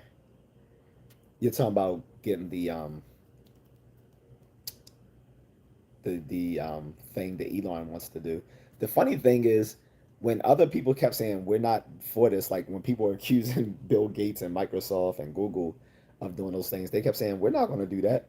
But Elon was like, actually, I do want to do that, and everyone was like, okay. So it's like, okay, so if Elon says it's all right, but everyone else who are denying even doing it, you guys are scared of them.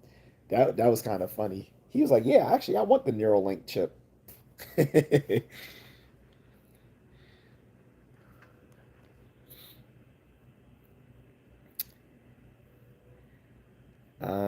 Quantum says to Miss Needle, the world of cowards and, and weaklings are not the types I hang out with, but I wish you well.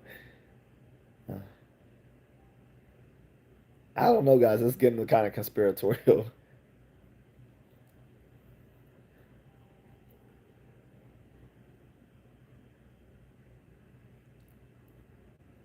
What, David? I don't even know what you're talking about, bro.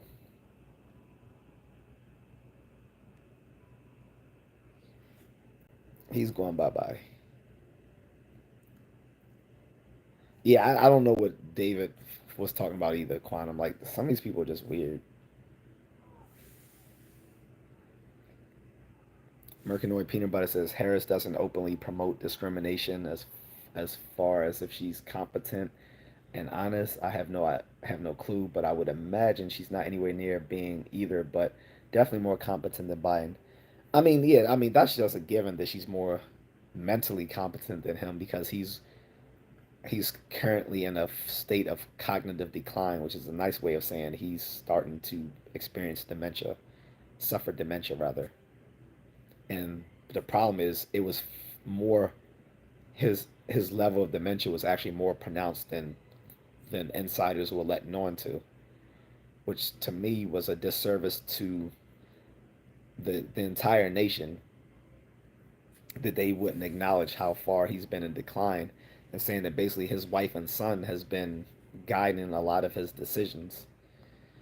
And I mean, maybe Dr. Jill Biden is competent, but do we really want Hunter Biden making decisions for his father, a fucking crackhead?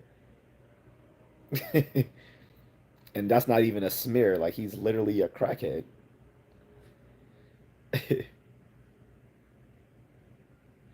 Clown says, yeah, they think Neuralink is cool. Yeah, I'm not messing with it. But again, Elon is a little off anyway. We know that he's on the spectrum. So for him, he may not see it as being a problem of getting some chips inside of him to improve his uh, cognitive being. I wouldn't rock with it at all. Brad Lestat says Elon, I think, is a wolf in sheep's clothing. Just my personal opinion. I get you, Brad.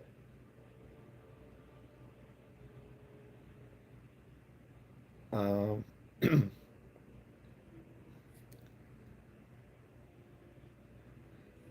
I rock you roll 60 says was she competent as the Bordeses are? Absolutely not.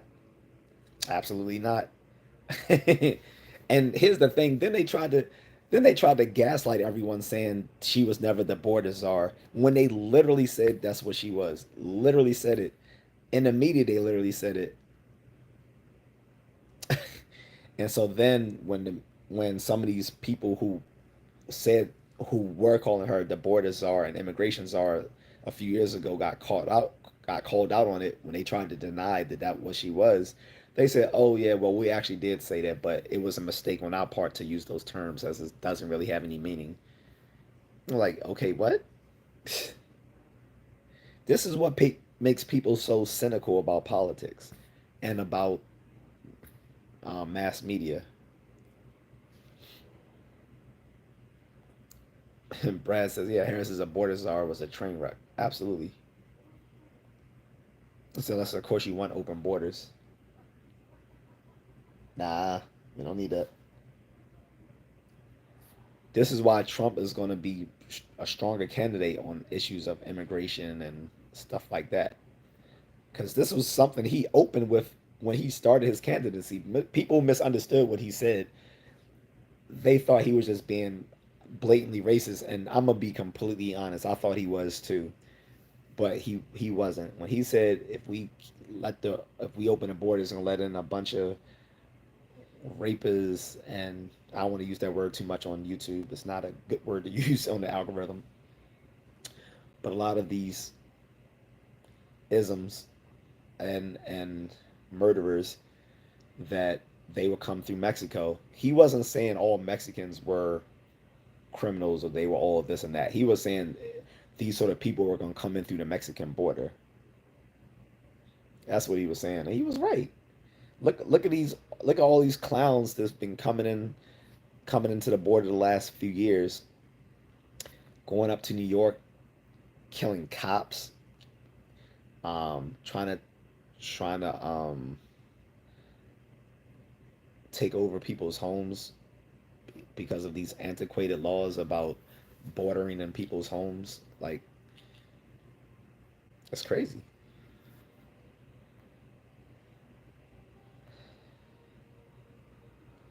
Iraqi Rose says, so why will it be different as president? I don't get the question.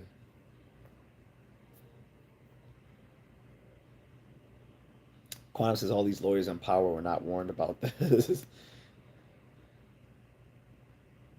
BSK says Biden's doctorate is in EDD. Yeah, I mean, I'll still say that I give people their due their due credit. If she got a doctorate in education, it's still a doctorate. Same thing with Bill Cosby. His doctorate is in education too. Not uh, it's not a PhD.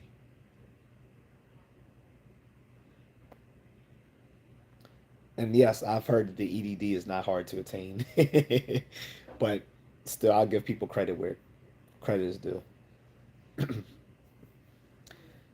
Quantum says, I find it interesting that both have some kind of prophetic story behind it. Kamala with The Simpsons and Trump with the book The Last President. I'm not familiar with that, The Last President, but he was also predicted to be president on The Simpsons as well, remember? The one about Kamala being president with like when they showed Lisa Simpson as a president, that one wasn't as secure, but the one with Trump when he was going up the escalator as President Trump, like that literally happened, so that was hilarious.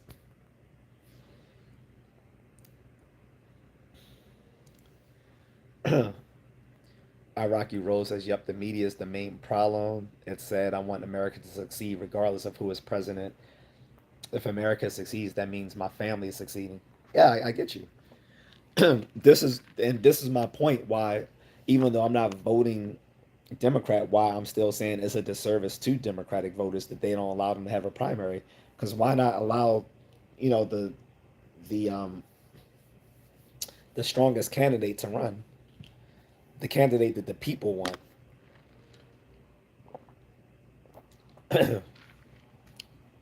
But they're scared to because they know she probably wouldn't survive a primary because she didn't survive back in 2020.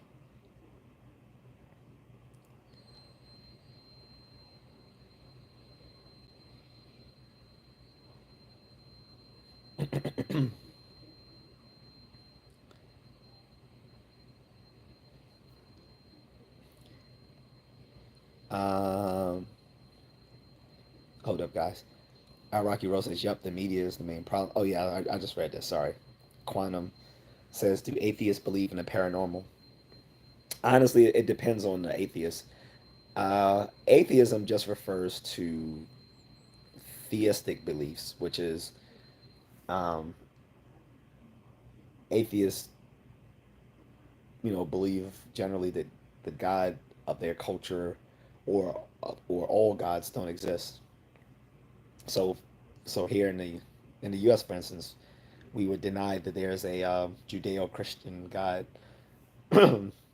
to right, but some of us would deny there are any sort of deities whatsoever. I'm I'm one of those guys too. Don't believe there are any deities. But as far as the paranormal, it depends. Like I knew an atheist friend, this Russian girl. She was atheist, but she believed in paranormal stuff. It just depends if you are, because atheism doesn't necessarily mean that you're also a naturalist. Naturalist, I'm also a naturalist. Naturalists believe that basically the only things that exist are things that can be explained through some sort of natural mechanism. Um, so yeah, some atheists believe in paranormal, some don't. I don't, but that's also because I'm generally a skeptic.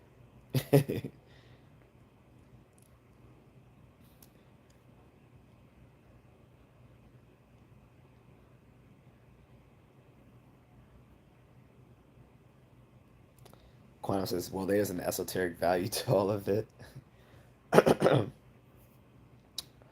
Brad says, "Hillary Clinton quote, your children are not your children; they belong to the state."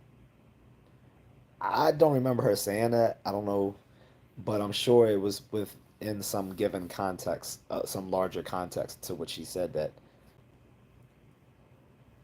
Um, Hillary was she was a really the funny thing is she's more popular than Kamala Harris will ever be, but she's still quite unlikable.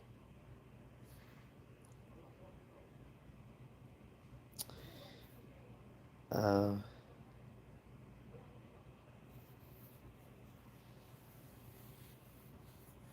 BSK says, "I've been around a lot. If you don't speak the language or have a good reason to be there, you better have some tourist money."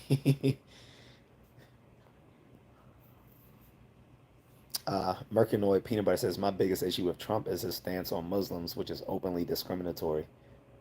Okay.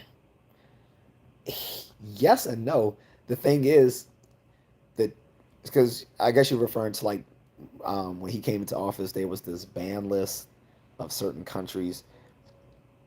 And the funny thing is, I was using like Uber or Lyft like every day to work. So most of these guys, are of, were Muslim or of Mediterranean descent, and some of them were from places on that on the ban list for people to come here. And so I used to hear their gripes like every day while I'm going to work. And mind you, I don't want to really, I'm being polite, but I really don't want to have some sort of discussion about this stuff when I'm on my way to work. I'm like, I'm just waking up more or less. Like I've had my coffee. I'm just trying to chill on my way to work. Uh, but there were several Muslim countries that weren't on his ban list because allegedly he did business with his company did business with those countries. So I don't think it was a I don't know if the discrimination was against Muslim countries or against particular countries with which we've had some issues with. Because, like I said, the ones who he were the allegedly his company was doing business with weren't on that ban list. Bradley says is more atheists believe in paranormal than religious people. Not really. I don't think atheists have more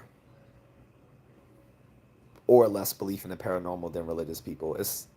They're they're they're not really related. Um,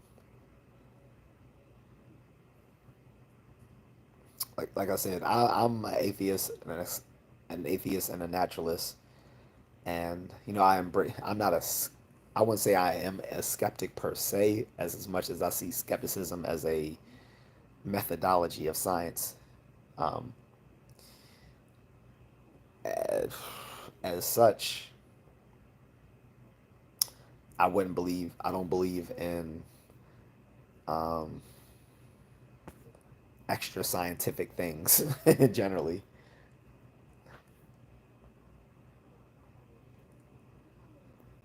No problem, Quantum.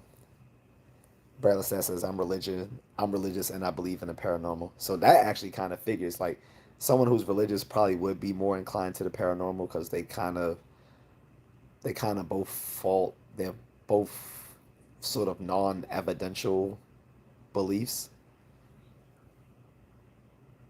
So that would kind of make sense. And that's no judgment. I'm just saying.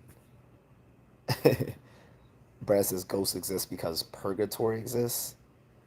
I don't know about that one. Purgatory. Um,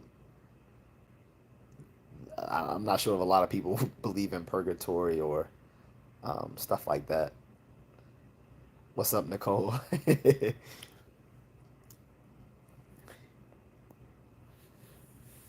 When you said "Hey y'all," that made me think of the that little evil machine that King the Conqueror created. And she would come in, "Hey y'all." She was like the creepy little clock thing. Oh, by the way, which I'm wearing my Avengers shirt, which actually fits because this morning when I was running, like on my Spotify playlist, the Avengers theme came on my last leg of the run, my last kilometer. I ran 11 and a half kilometers, and right into it, the Avengers thing came on. And it was like I got pumped when that came on.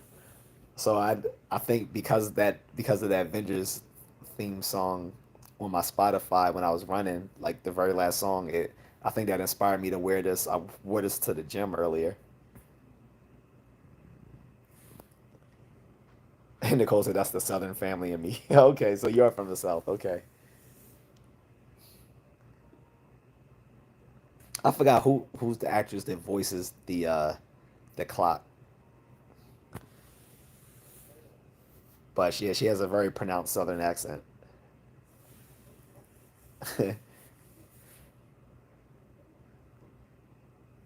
But yeah, guys. So like I said, I'm just wondering if most people. Wait a second. Brad says basically saying that all energy that exists shall exist. It just changes form with or without my stance on other topics. Uh, I guess.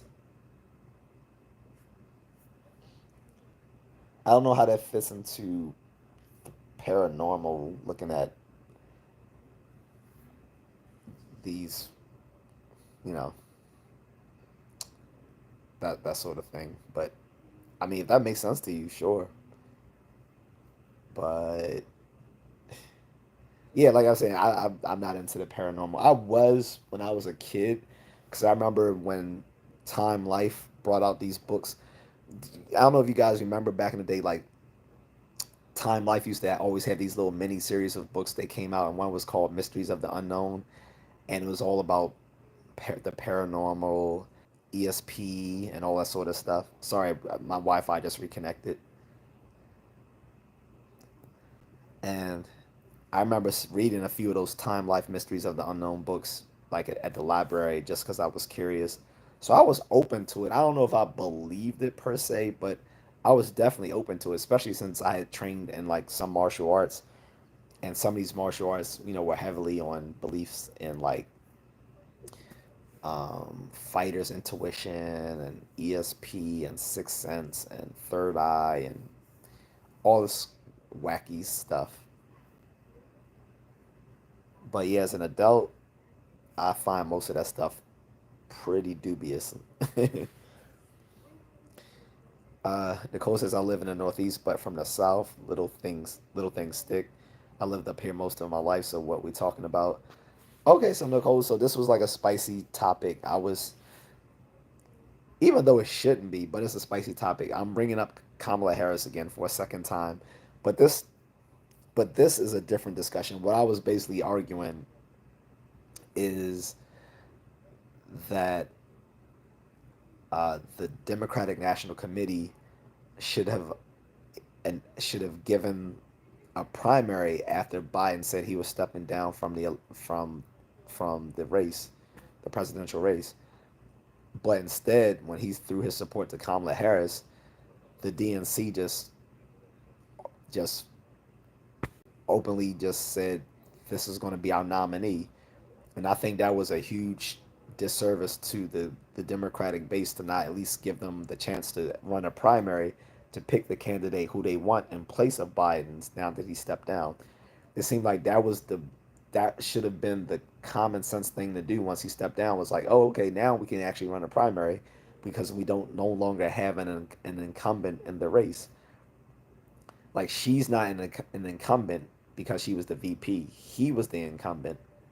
So she was not guaranteed to get to be the front runner. If that was the case, then after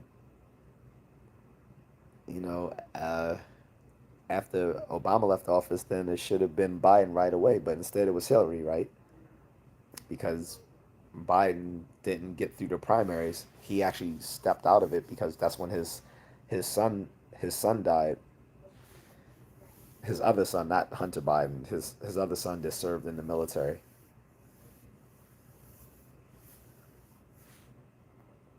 And like I was saying, I was basically arguing that even though I'm not a Democrat, I'm an independent. That I think is completely undemocratic to just anoint Kamala as the front runner for the DNC instead of allowing the voters to have their own primary to select whom they want. Uh, Nicole says I agree with that. If they did a Democratic primary, I'm sure she would not have been the pick. She didn't get one vote when she ran an original primary 4 years ago. Exactly. That I made that argument too earlier on in the stream that she couldn't even survive a primary on her own back in 2019. She didn't win. She didn't even win her own state. Like you would think, at least she would win her own state. She didn't even win her own state. Andrew Yang won California back in 2019, and he did rather poorly in the primaries too. But he still beat her. Like if you can't, it's like what faith would you put in someone if they can't even win their own state?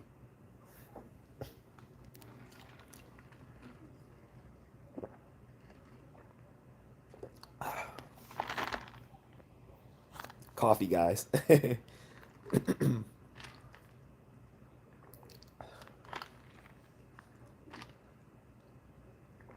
But and my speculation is that they didn't want to do a primary just because they know that she probably wouldn't be vetted, like she wouldn't make it. So to me that's a dual disservice. It's a disservice to the voters, and it's a disservice to Kamala because if she can't if she couldn't survive her primary and get vetted, what chance is it for her in the general election? The general election was going to be tougher. Mr. White says drink that coffee. Thank you. I need it.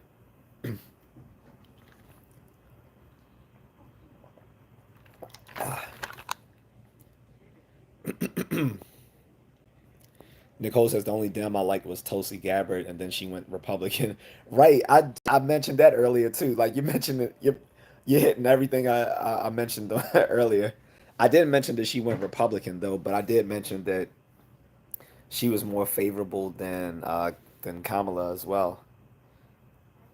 Because it was a few other people that said they would have picked her over Harris. Nicole says that seems to be the trend here. I did the same thing actually. I was a Democrat of my life. I didn't leave the Democrat Party. They left me. Yeah, that's how I felt. Like I became an independent about either 2008 or maybe 12 years ago. But even when I was an independent, I was still voting pretty much as a Democrat. Like I was still a left-leaning independent. And then by like 2021, 2022, I just became like just fed up with it all. Like I just got tired of like the gaslighting from the Democrats. I got tired of these boule black people trying to tell other black people how they should vote. And like I said, technically I would be a part of the boule. I'm someone who's went on to college and grad school, lives in the suburbs, you know, has all these characteristics of the boule, but I don't identify with them at all. And for them trying to trying to police the black community and tell them how they should be voting is just insane to me. The funny thing is, the pro blacks aren't buying it. People like Umar Johnson and Tariq Nasheed and all these people, they're not voting. They're not supporting Kamala Harris. They're saying she's a joke. So,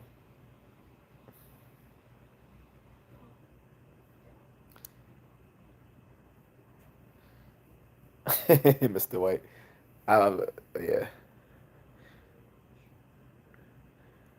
that's funny. But yeah, man, like I said, if the RNC pulled the same thing, it would be a disservice.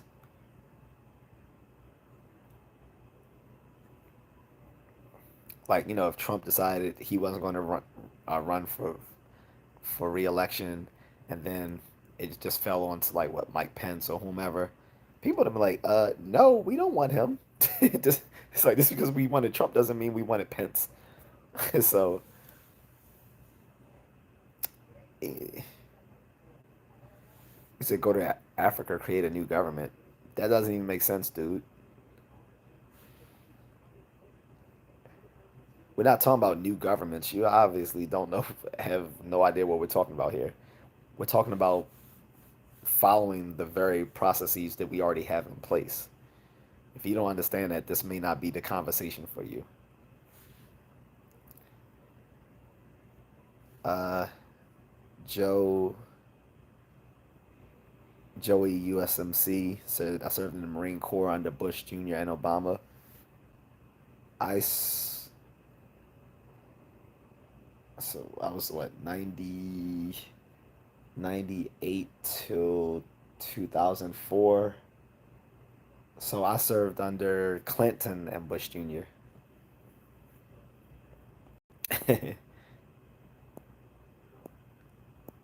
Nicole says I can't get down with that communist socialist stuff. I think most people are pretty liberal naturally, but the divisiveness makes people pick left or right. Well, I think most people are moderate. I think the majority of people, Nicole, are moderates. Um, and of course, where moderates are on the spectrum changes. Not really the moderates change, but where the political moderates are changes depending on whether the country is more left or more right. Currently, it's more left. So I've argued that people who are more like classical liberals are more the moderates more or less now. But um, I don't know. Like I just think it's fuckery to like I said, have the incumbent president drop out and then not have a primary automatically after that.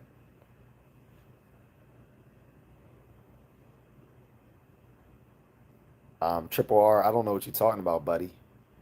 Yeah, I don't, I'm not piecing together what you're what you're getting at. Can can I guess that you're not American? But yeah, man. I need to stop saying I sound like Usher. But but I think I find it weird that they're doing this and they're gaslighting people and trying to make it sound like that this is going to rally together the Democratic base because she's younger and because she fits all the identity politics stuff. She's a woman. She's part Asian. She's part black. But it's like, okay, yeah, that's cool and all, but that's not no one actually picked her.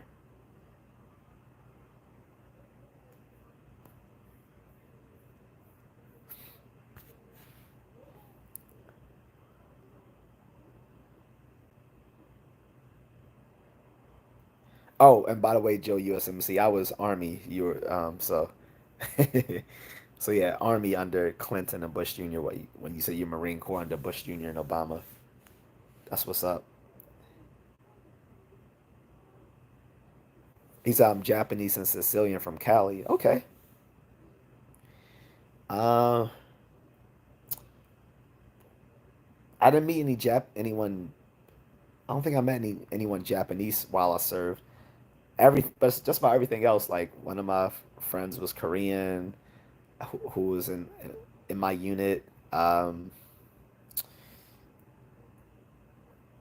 Just about everything had Native Americans, everything except for Japanese actually. Even had Chinese like Filipino. No one Japanese though.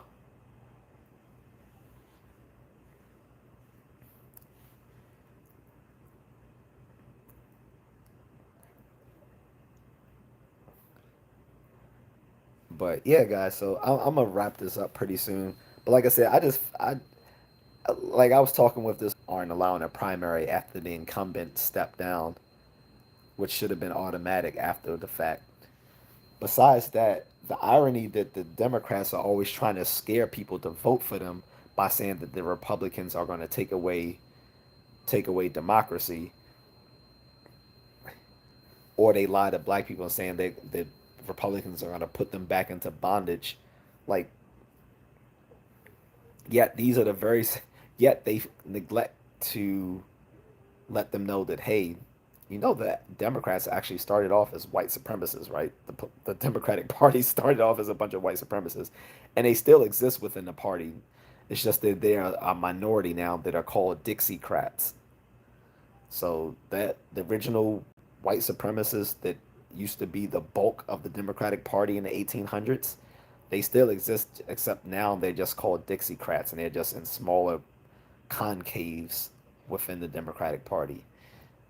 Also, they keep trying to say Republicans want to do away with democracy, Yet they're willing to do away with democracy whenever it fits the needs of the Democratic National Committee.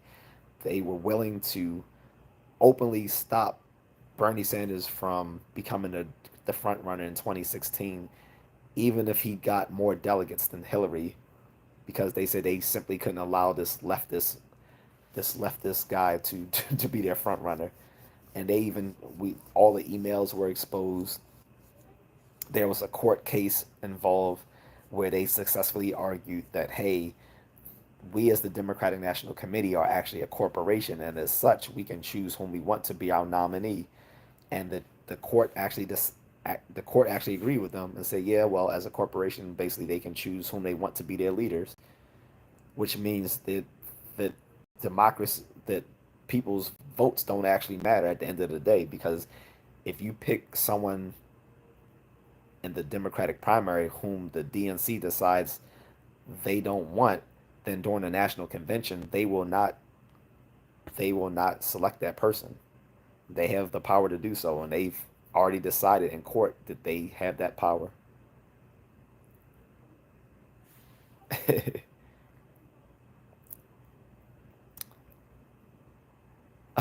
Joe at USMC said, I never met any either.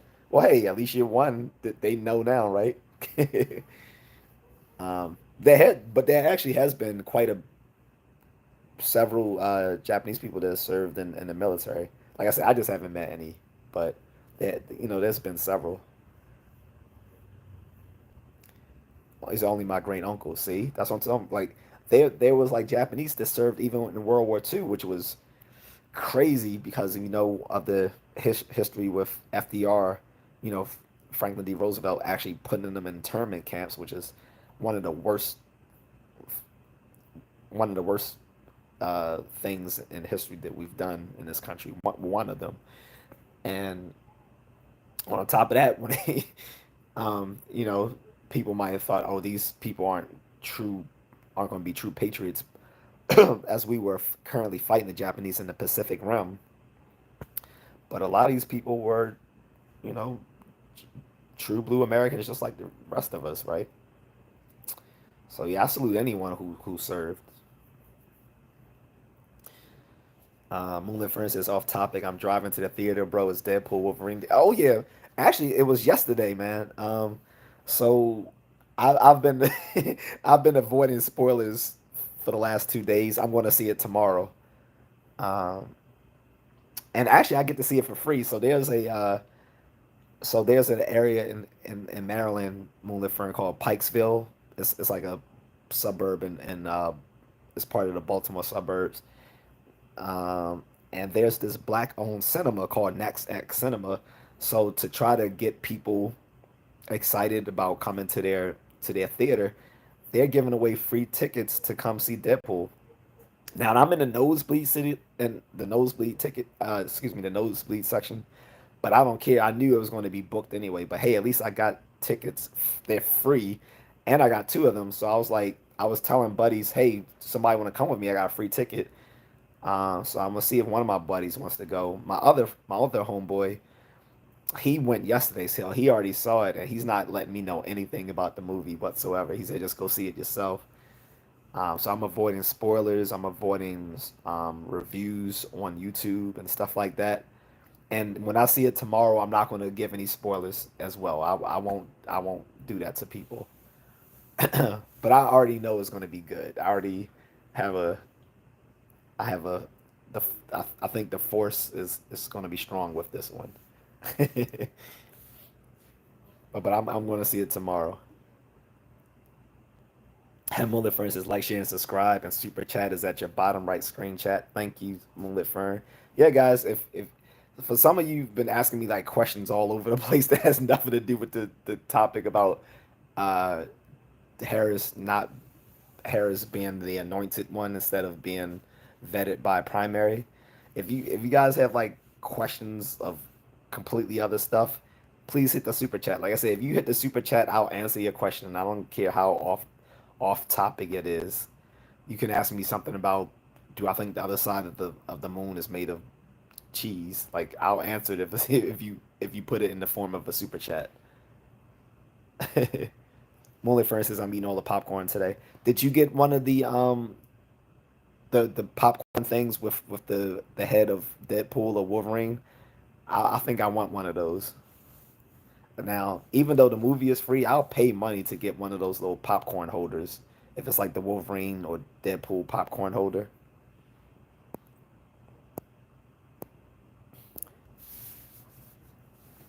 Mullen Fern said, "Yep, exactly." And we had Native American slaves, Irish slaves, etc., building railroads. Uh huh.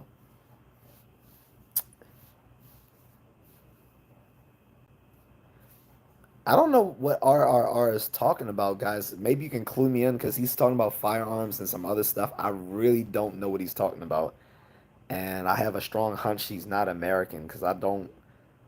It doesn't really follow. Like it's completely non sequitur what he's talking about. Like I don't know what he's talking about, guys. Hold on, free tickets. It's at Next X Cinemas, Nicole. It's only here in the Baltimore area. It's a place in Pikesville. It's a black owned cinema, and I think they're trying to get people come into their cinema. So they're giving free tickets to see Deadpool and Wolverine at their cinema, and it's been going on all weekend. And I bagged two tickets for tomorrow. I could have actually bagged three or four. I just didn't want to be greedy because I didn't know if I would have enough people coming with me. So I didn't want to. I didn't want to get tickets and then deprive people of seats. I'm not, greedy like that. So I just got one for me and one for another potential person. Because I assumed one of my homeboys would make it with me. My cousin, who I know is excited about going, he said he's taking a girl. My other homeboy, he's taking his girl. I would be taking my wife, but she already saw it. She saw it. She saw it before me too. Like, how's it everybody seeing it before me? That's crazy. Oh, snap. I just realized my cousin called me this afternoon. Shucks. I think he was calling me about the movie. Damn it. Damn it. Oh, man. Because I would have went to go see it twice. I would have went to go see it with him today, and I would have went to go see it again tomorrow. Because one of my friends who might be going with me, he said he's already saw it. He just wants to see it again. I better check with him because he's probably leaving me messages. Damn, guys.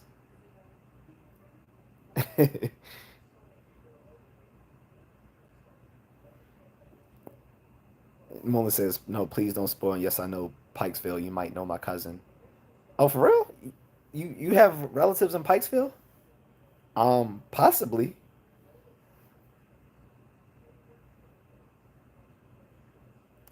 Yeah, let me hit up my homeboy.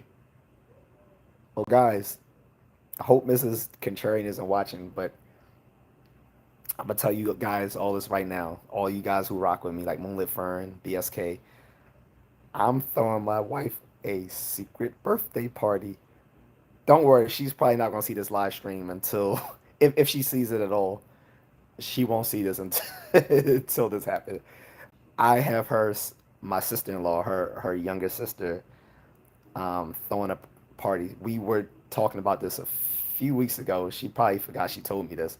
She told me she's always wanted one of those childhood parties. You know how like we used to have parties like at McDonald's and stuff like that.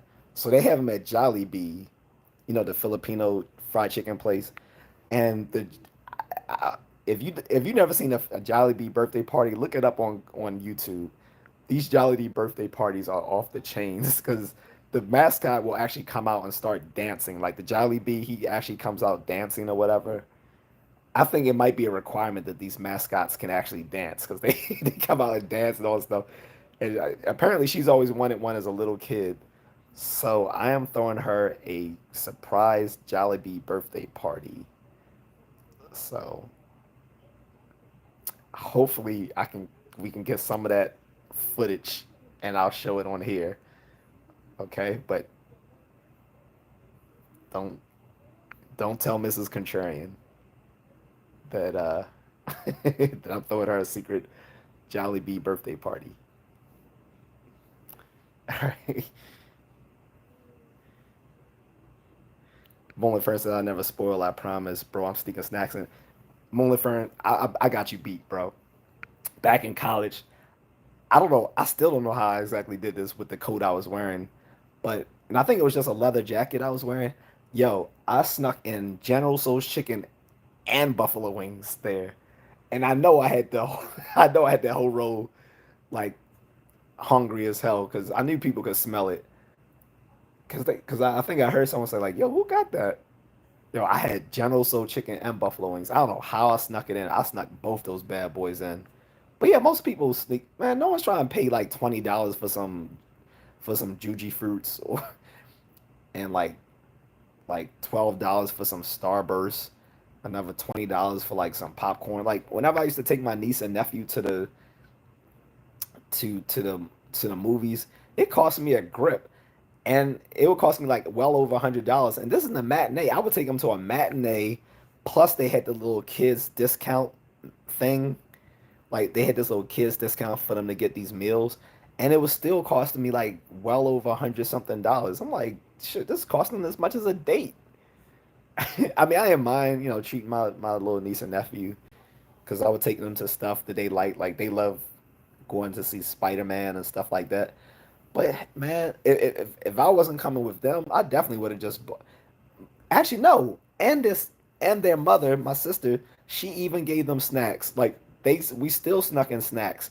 Still cost well over $100. Matinee and a kids discount. You imagine how much all this would have cost if we didn't sneak in snacks, if we didn't have the kids discount, and if we weren't going to a matinee. This would have been like $200-300 easily.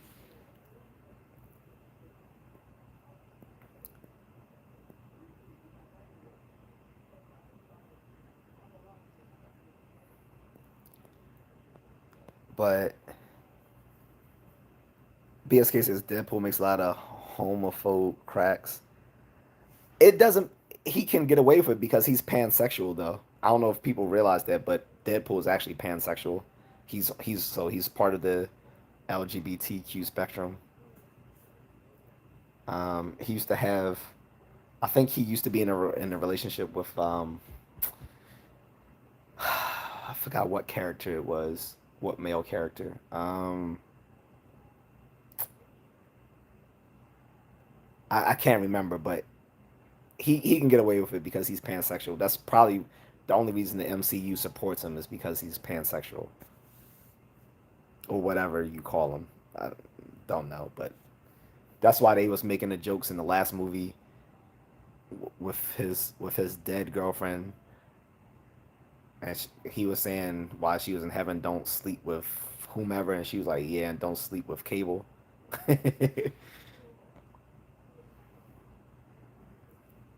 Mullis, for instance, I got you. I'll buy the collector's edition popcorn for you. That's what's up.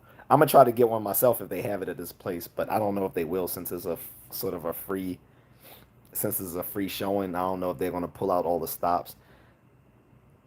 Common sense dictates to me that since the movie is free, they're gonna try to get you on all the concessions. Oh, Mullah says I don't drive in Texas. I'll hit you up later. I got you with the popcorn bucket and cup because I'm getting one too. Yeah, yeah. Don't drive in text. I'm not a.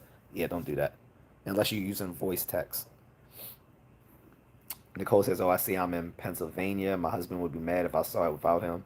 No, so I didn't mind my wife going to see it without me because she's currently somewhere else. She's not here in Maryland with me, so I didn't mind. And she went to go see it with her little sisters. So they all went to go see it. My only question was, well, do her little sisters even understand it? Because I'm not sure if her little sisters seen all the Wolverine and Deadpool movies. I know she's seen them because she's watched them with me, but I don't know about her little sisters. Nicole says, I think what Triple R is referring to is that there are something like double the firearms per American. I think it's something like four firearms for every person. Oh yeah, so there are more firearms in America than there are people. But I don't have a problem with that. A lot of those firearms are stuff that people just collect. These aren't like active firearms people walking around with on the streets. The majority of the which is funny when they always talk about AR-15s and stuff like that. The majority of gun violence is by handguns, which makes sense because they're the easiest to carry around, right?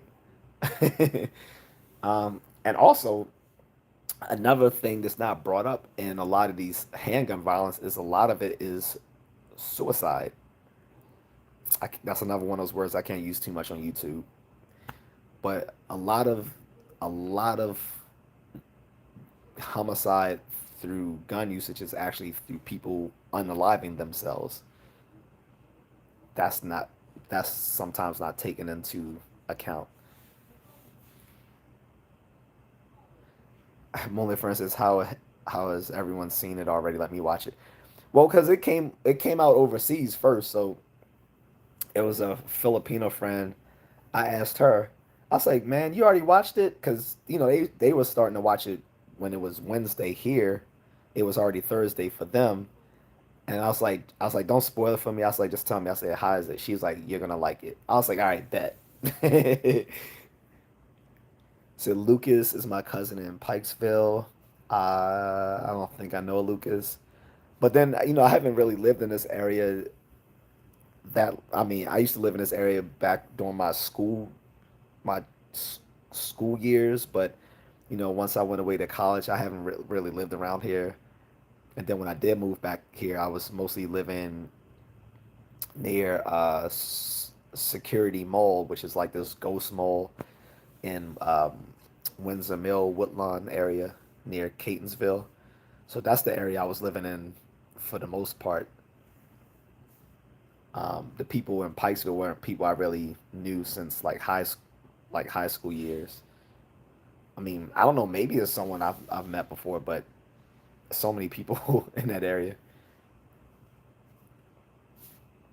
Nicole says American citizens own the most firearms compared to the rest of the world. Is that what you were referring to, Triple R? Mullen, for instance, bro, she's gonna know now. No, she's not moderating. She's not moderating this chat, and right now she's actually with her travel group at the Akyat Too Long Adventure Team.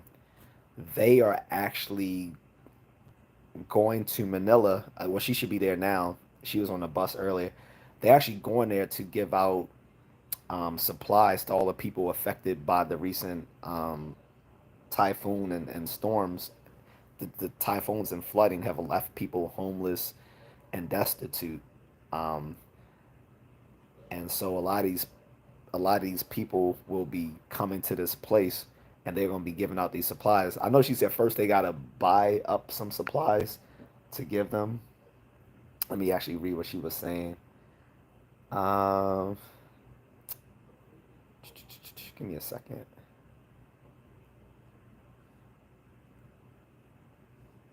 Mm, so yeah, she was saying she's going to an evacuation center with her group at to give out relief goods. It's in Fairview. That's a part of Quezon City, which is like the largest city within Metro Manila. Fairview is like the nice area of Quezon City. Is actually where you might see a lot of like um, Filipino celebrities in that area.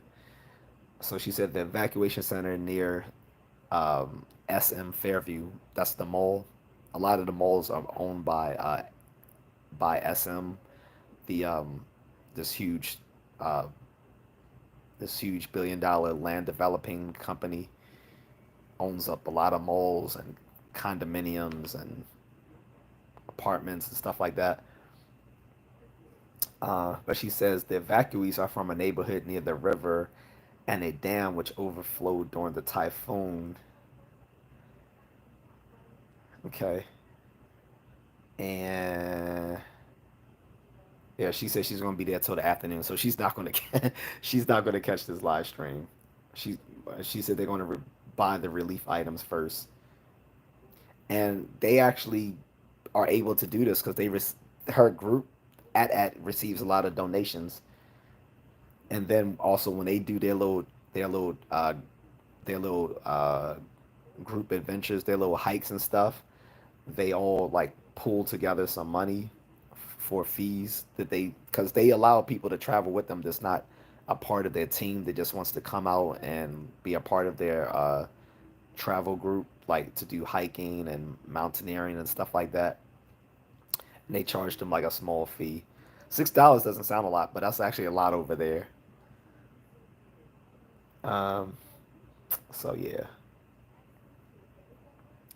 I sincerely hope she's not watching this right now, unless you saw her as a moderator, and I'm pretty sure she's not because she was on the bus. Let me actually ask to make sure, but she's not gonna know, guys. As long as you don't tell her, she won't know. Scotty doesn't know. Let me stop. And if you get that reference, you know good movies. His Moonlit friend says Jolly Bee. We know, of course. I love Jolly Bees. He said, you know, those mascots be out of breath too and overheating. They gotta be like those big bulky costumes, but they be dancing their ass off in those things. Like it'll be like the mascot, and it'll be like some female like support, like little fly girl, like I guess his fly girls or something. They'll be dancing along with him, and whoever they hired to be these mascots, like it must be like a requirement that they are actually like professional dancers because they will be out there just doing the thing. Like I said, if people never seen Jolly Bee dance, they gotta check out some of these YouTube videos. BSK says, "Hope your party goes nice. Thank you. I hope so too. I just gotta make sure we get all the people she wants there. Like I want her bestie from work to be there, and her some of her closest Swifty friends." JR says we'll never vote for a geriatric felon. Okay. Mind you though, that felony is such a minor felony. Like it's what is a class C felony in New York City or something. It's like barely a felony. Martha Stewart has a more, put it this way, Martha Stewart was convicted of a more serious crime than Donald Trump was. So I don't really take that felon seriously. And as I've argued many in many streams, every president has been a criminal. So I the fact that he was merely convicted doesn't mean anything to me, especially when it was just about giving hush money to a porn star. I don't care. I really don't.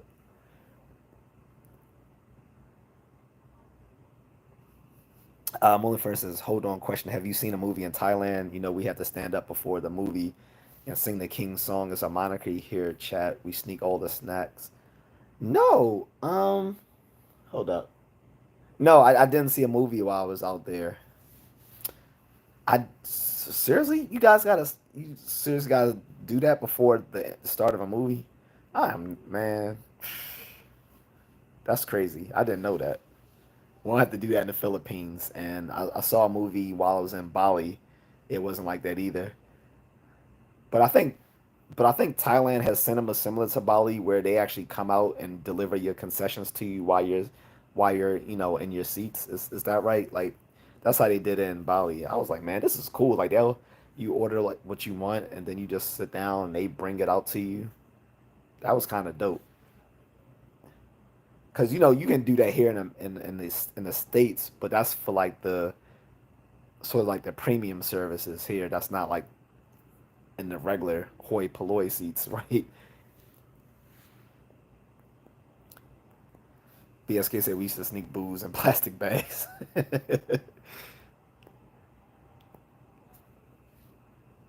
don't know what you talking about, JR. You saying JD Vance thought he was gay. Then you said, well, I don't know. You okay? Well, whatever you say, my friend.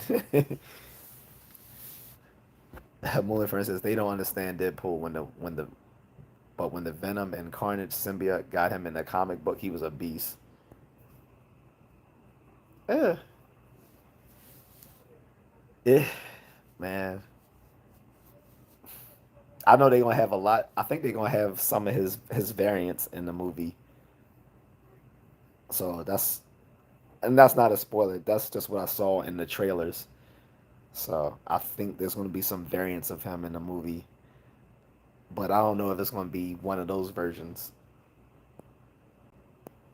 Nicole says, I actually like Vance so far. He was dealt a hard hand in life and worked hard to get where he is. He really is for the middle class.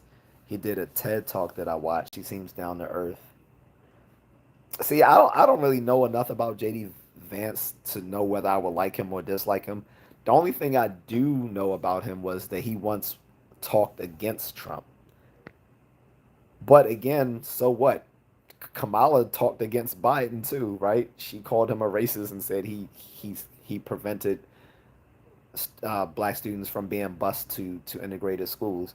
But then as soon as she was picked to be his VP, she went on national stage and said America doesn't have a racist problem. I'm like, word, that wasn't what you were saying during the debates. But so if JD Vance talked down on Trump, I guess he's singing a new song now. So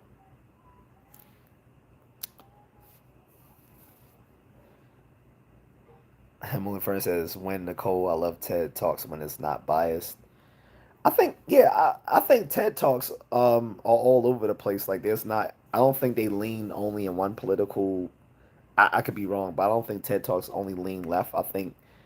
They're uh, I think they're supposed to be balanced. I think Molly Fern says, yeah, people unaliving themselves ruins the statistics. He's right. Yeah, a huge amount of deaths by guns is actually by people unaliving themselves, which skews the numbers.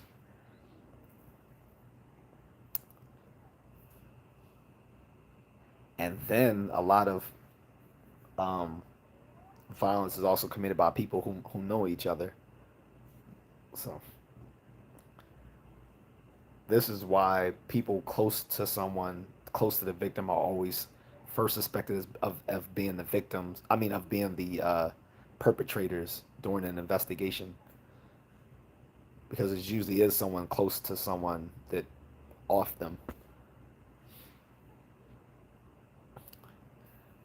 Mula said, excuse me, Nicole says his TED talk isn't biased. It wasn't about politics. It was before the VP pick. It was about helping kids who come from low income families and how to help them change their circumstances. Okay, that's cool. Triple R. I don't know why you're talking. You're giving like, look, if you want to give random stuff, that's cool. But how about you drop a super chat? Then I would, I would feel like you respect this format, right? Because you're just bringing up stuff that's like completely left field of the discussion. Like first you're talking about um, America's um, gun violence. Now you're talking about how we mishandled Afghanistan. Sure, we did, but I don't get how that follows from what we're talking about. It's kind of non it's non sequitur. Okay, like which means it doesn't follow, that line of reasoning doesn't follow from what we're talking about.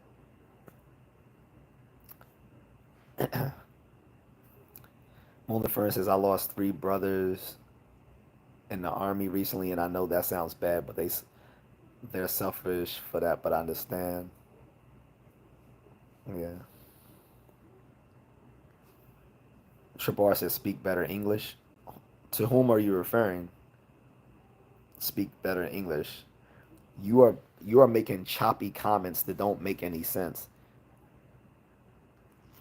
And I'm being nice, but like I said, if you respected what I'm doing, then you would drop a super chat since you want to keep derailing the discussion to random things. And I'm being polite by not timing you out for it.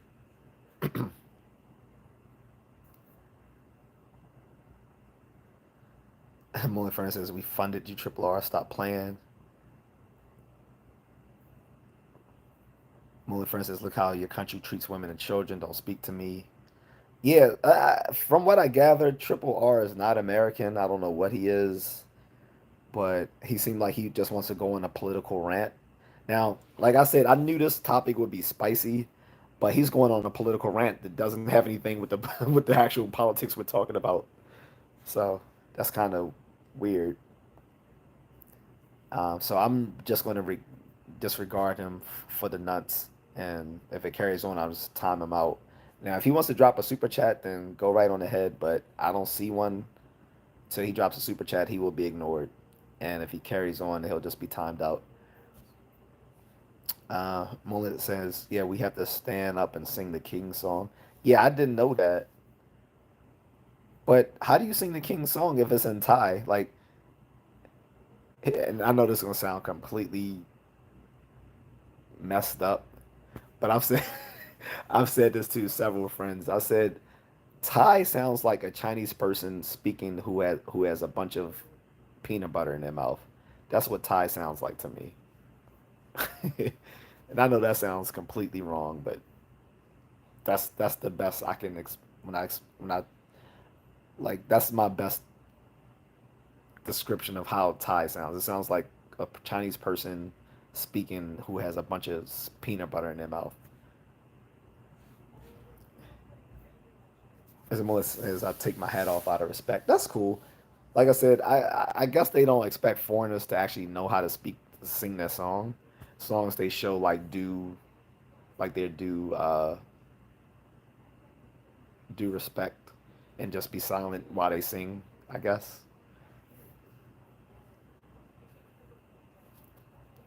Nicole says Trump is the first felon I've ever seen not serve any jail time. Well, he may be the first one you've seen, but there's actually quite a bit. So like here in Maryland, like the laws are weird here. So you have misdemeanors that can carry up to like 10 years, whereas you have felonies that may only serve carry up to 1 year. It really doesn't make any sense. So a person can serve more time on a misdemeanor, but at least not face the same restrictions of being a felon, even though they will serve less time as a felon. So you might have people who are convicted of a felony, say here in Maryland, and not serve any time because they might just do it all through probation and time served. So that can happen.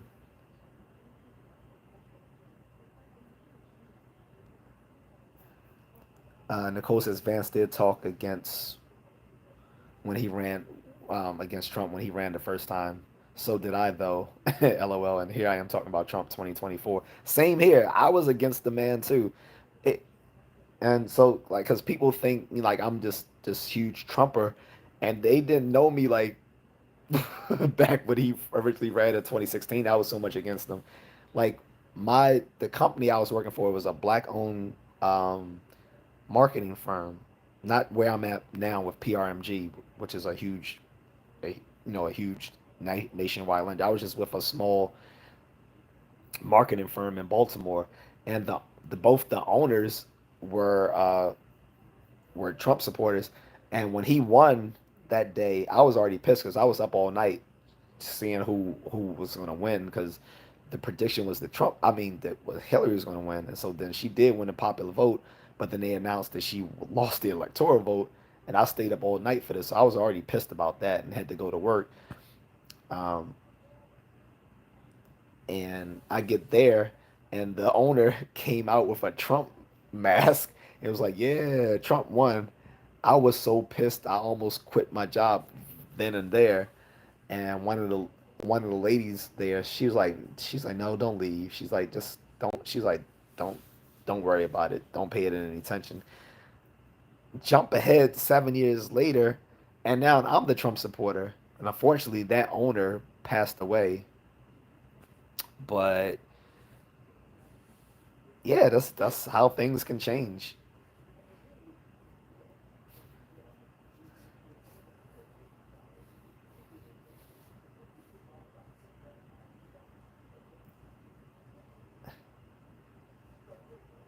Nicole says, and TED Talks aren't always politics. They usually are about personal experiences. They're deep, meaningful convos and people telling their stories. They are about all kinds of things. Yeah, I've caught some of them online, like on YouTube, the TEDx talks, stuff like that.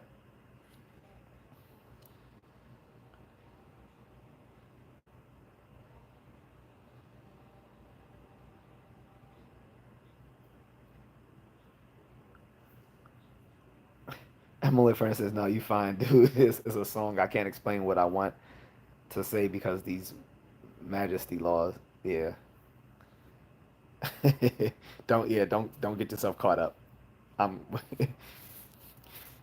Nicole says, I'm not sure what you are trying to say, though. Also, America will be far harder for a foreign power to invade when all the citizens have fun. I wouldn't even respond to him because, matter of fact, if he carries on, I'm about to like just put him on timeout. It seemed like um, he needs. I think he needs some milk of the poppy. He needs to go to bed. Triple R is tired. He needs to be timed out.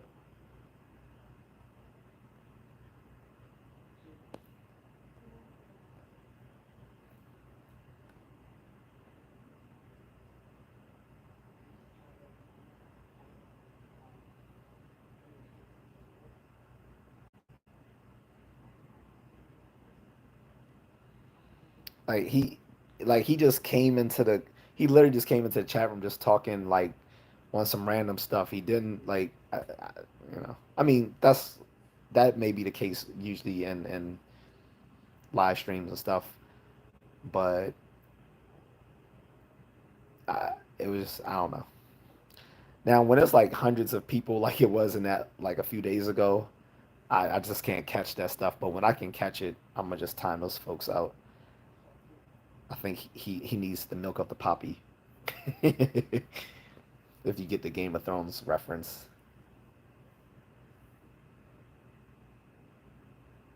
and the Lannister reference as well.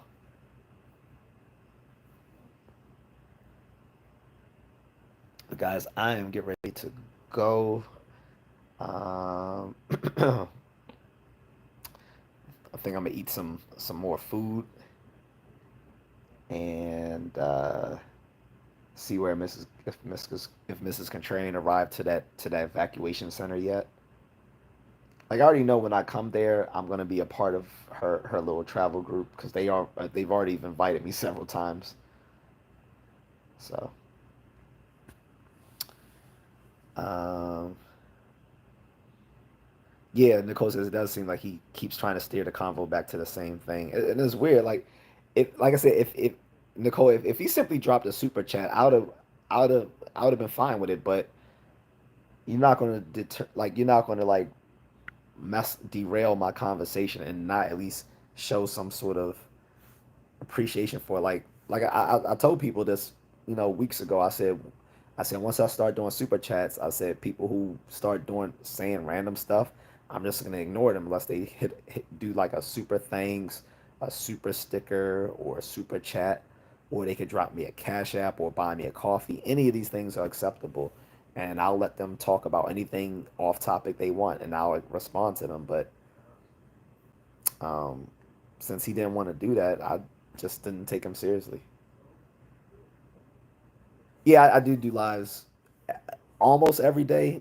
It may not be every day, but it's almost every day. I'll do a live stream, and then sometimes I'll do a long form video too. I should have some more long form videos coming soon because I do have an affiliate sponsor. Um, I don't want to announce them just yet, but I do have an affiliate sponsor, so I'll probably be doing more long form videos so I can also make those would be paid.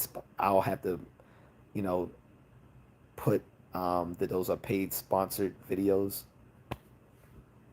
so it won't change the content of what I'm talking about though, but it'll just give me a few dollars so I can buy me more coffee and fruit snacks. I'm only, for instance, don't get me started on Game of Thrones and House of Dragons. Did you watch Oh yeah, I watched the last episode. I got so many theories. My guy was intense. So Well, if you talking about who's the new dragon rider, we already know who that is, and then we know that the Valerians. So I think you caught this from the first season of House of Dragons, right? So this is 200. This is like 200. Well, the first episode of House of Dragons was about 200 years before the first episode of Game of Thrones, right? And so Rhaenyra Targaryen is Daenerys' like great grandmother, something like that. Um, by the way, we already know Rhaenyra's ending because King Joffrey actually said her ending in like season three of Game of Thrones. For people who don't remember what Joffrey said about Rhaenyra back in Game of Thrones in season three, I'm not going to give it away, but it'll be spicy if they show that, which I'm sure they probably will. But in any case, so we know the Targaryens were one of the last people that came out of Valyria. But since this is 200 years before the Game of Thrones, there's another race of people from Valyria before the fall of Valyria, which is supposed to be like the fall of Rome. It's well, called the Doom of Valyria. The Doom of Valyria is like the fall of Rome and like sort of like the whatever that Greek island um, they were taken over by volcanoes and earthquakes. Can't remember the name of it, but in any case, that's what happened to them, to the Doom of Valyria. But there was a second group that survived, which were the Valerians. Um, Looking at J.R.R. Martin's material from his book, which they're using for House of Dragons, the Valerians were like a dark skinned people because he said the Valerian Empire was a multi ethnic empire, sort of like Rome. So these people, the Valerians, also were dragon riders as they were Valerians. I think most of the Valerians were dragon riders because it was supposed to be a more advanced society than Westeros, and they also had silver hair like the Targaryens. We seen that one guy shaving his head, and it was when they showed the little whiskers on his head, they were silver haired, So we already know who's the dragon rider on that last episode. That's all I'll say.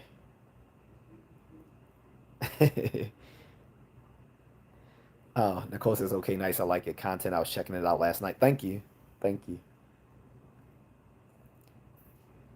Moonlit says, "Yeah, it's about 200 years, and that's her great grandmother." Yep, I think it's like her four times great grandmother or five times great grandmother. One of the two. Moonlit says, "I don't want to spoil anything, but chat, please read the books or watch the series."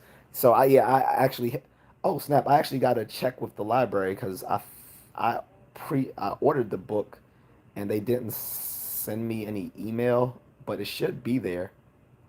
Um, because I don't want to incur a fee by not picking the book up.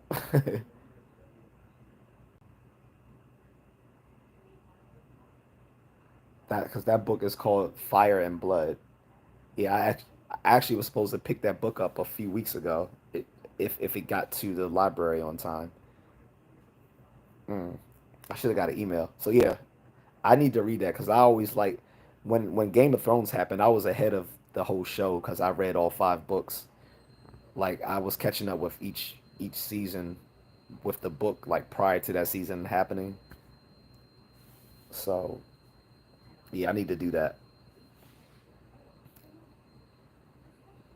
Nicole says, Moonlit, I haven't seen House of Dragons yet. We were talking about it last night.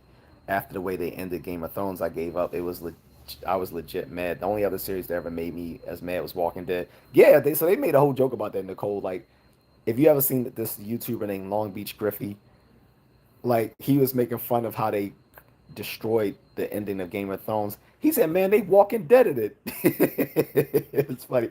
He said they Walking Dead at the end of Game of Thrones. That was hilarious. But at least the showrunner and the co-creator of Walking Dead, he said at least this. He said, "I'm not going to end the Walking Dead the way Game of Thrones did." He said, "I'm not going to let the TV show tell the end of my books." And he was right, because The Walking Dead ended completely different than the comic books. So he gave the comic book readers the respect of not letting the show tell the ending of the story, unlike Game of Thrones. But the new House Dragons, people are saying this is more like the first the first 3 seasons of Game of Thrones, which were like the best ones to most people, because it's all based on one book. So he's not gonna. So the current showrunners aren't gonna run out of material like the showrunners did for Game of Thrones in season 7 and season 8, where they were no more. Didn't have a sixth and seventh book to finish out the series. This is all based on the book Fire and Blood, so it's not gonna run out of material, and it's really good so far. You should really check it out. But on that note, guys, I am gone. And just to reiterate what this topic about was for the live stream, I was basically arguing that I think that the Democratic Party was being very undemocratic in not allowing a primary after the incumbent president, Joe Biden, stepped down. Instead, they just anointed Kamala Harris to be their front runner. And I don't think that was fair to their voters. And if they lose support because of that, that's on them. But that's all I had to say about that, guys. Thank everyone for you know for being in the chat. If you like, please give a like and subscribe. Um, and like I said, you since this is ending, you can't once this live is ended, you won't be able to send any supers, like a super thanks or super chat or super donation. But you can send me a Cash App or buy me a coffee. The links are in the description. You'll see them as soon as I press end on this, and you can see this when this video uploads. But you can just go to the description on the channel itself, and it gives you all the links, and it also describes what my channel is about for people who just come here for the first time. And Mulder Fern, we'll discuss Deadpool and Wolverine in a future time, after we won't have to worry about giving spoilers away to everyone else. All right, all right, guys. Check you later. Thank you.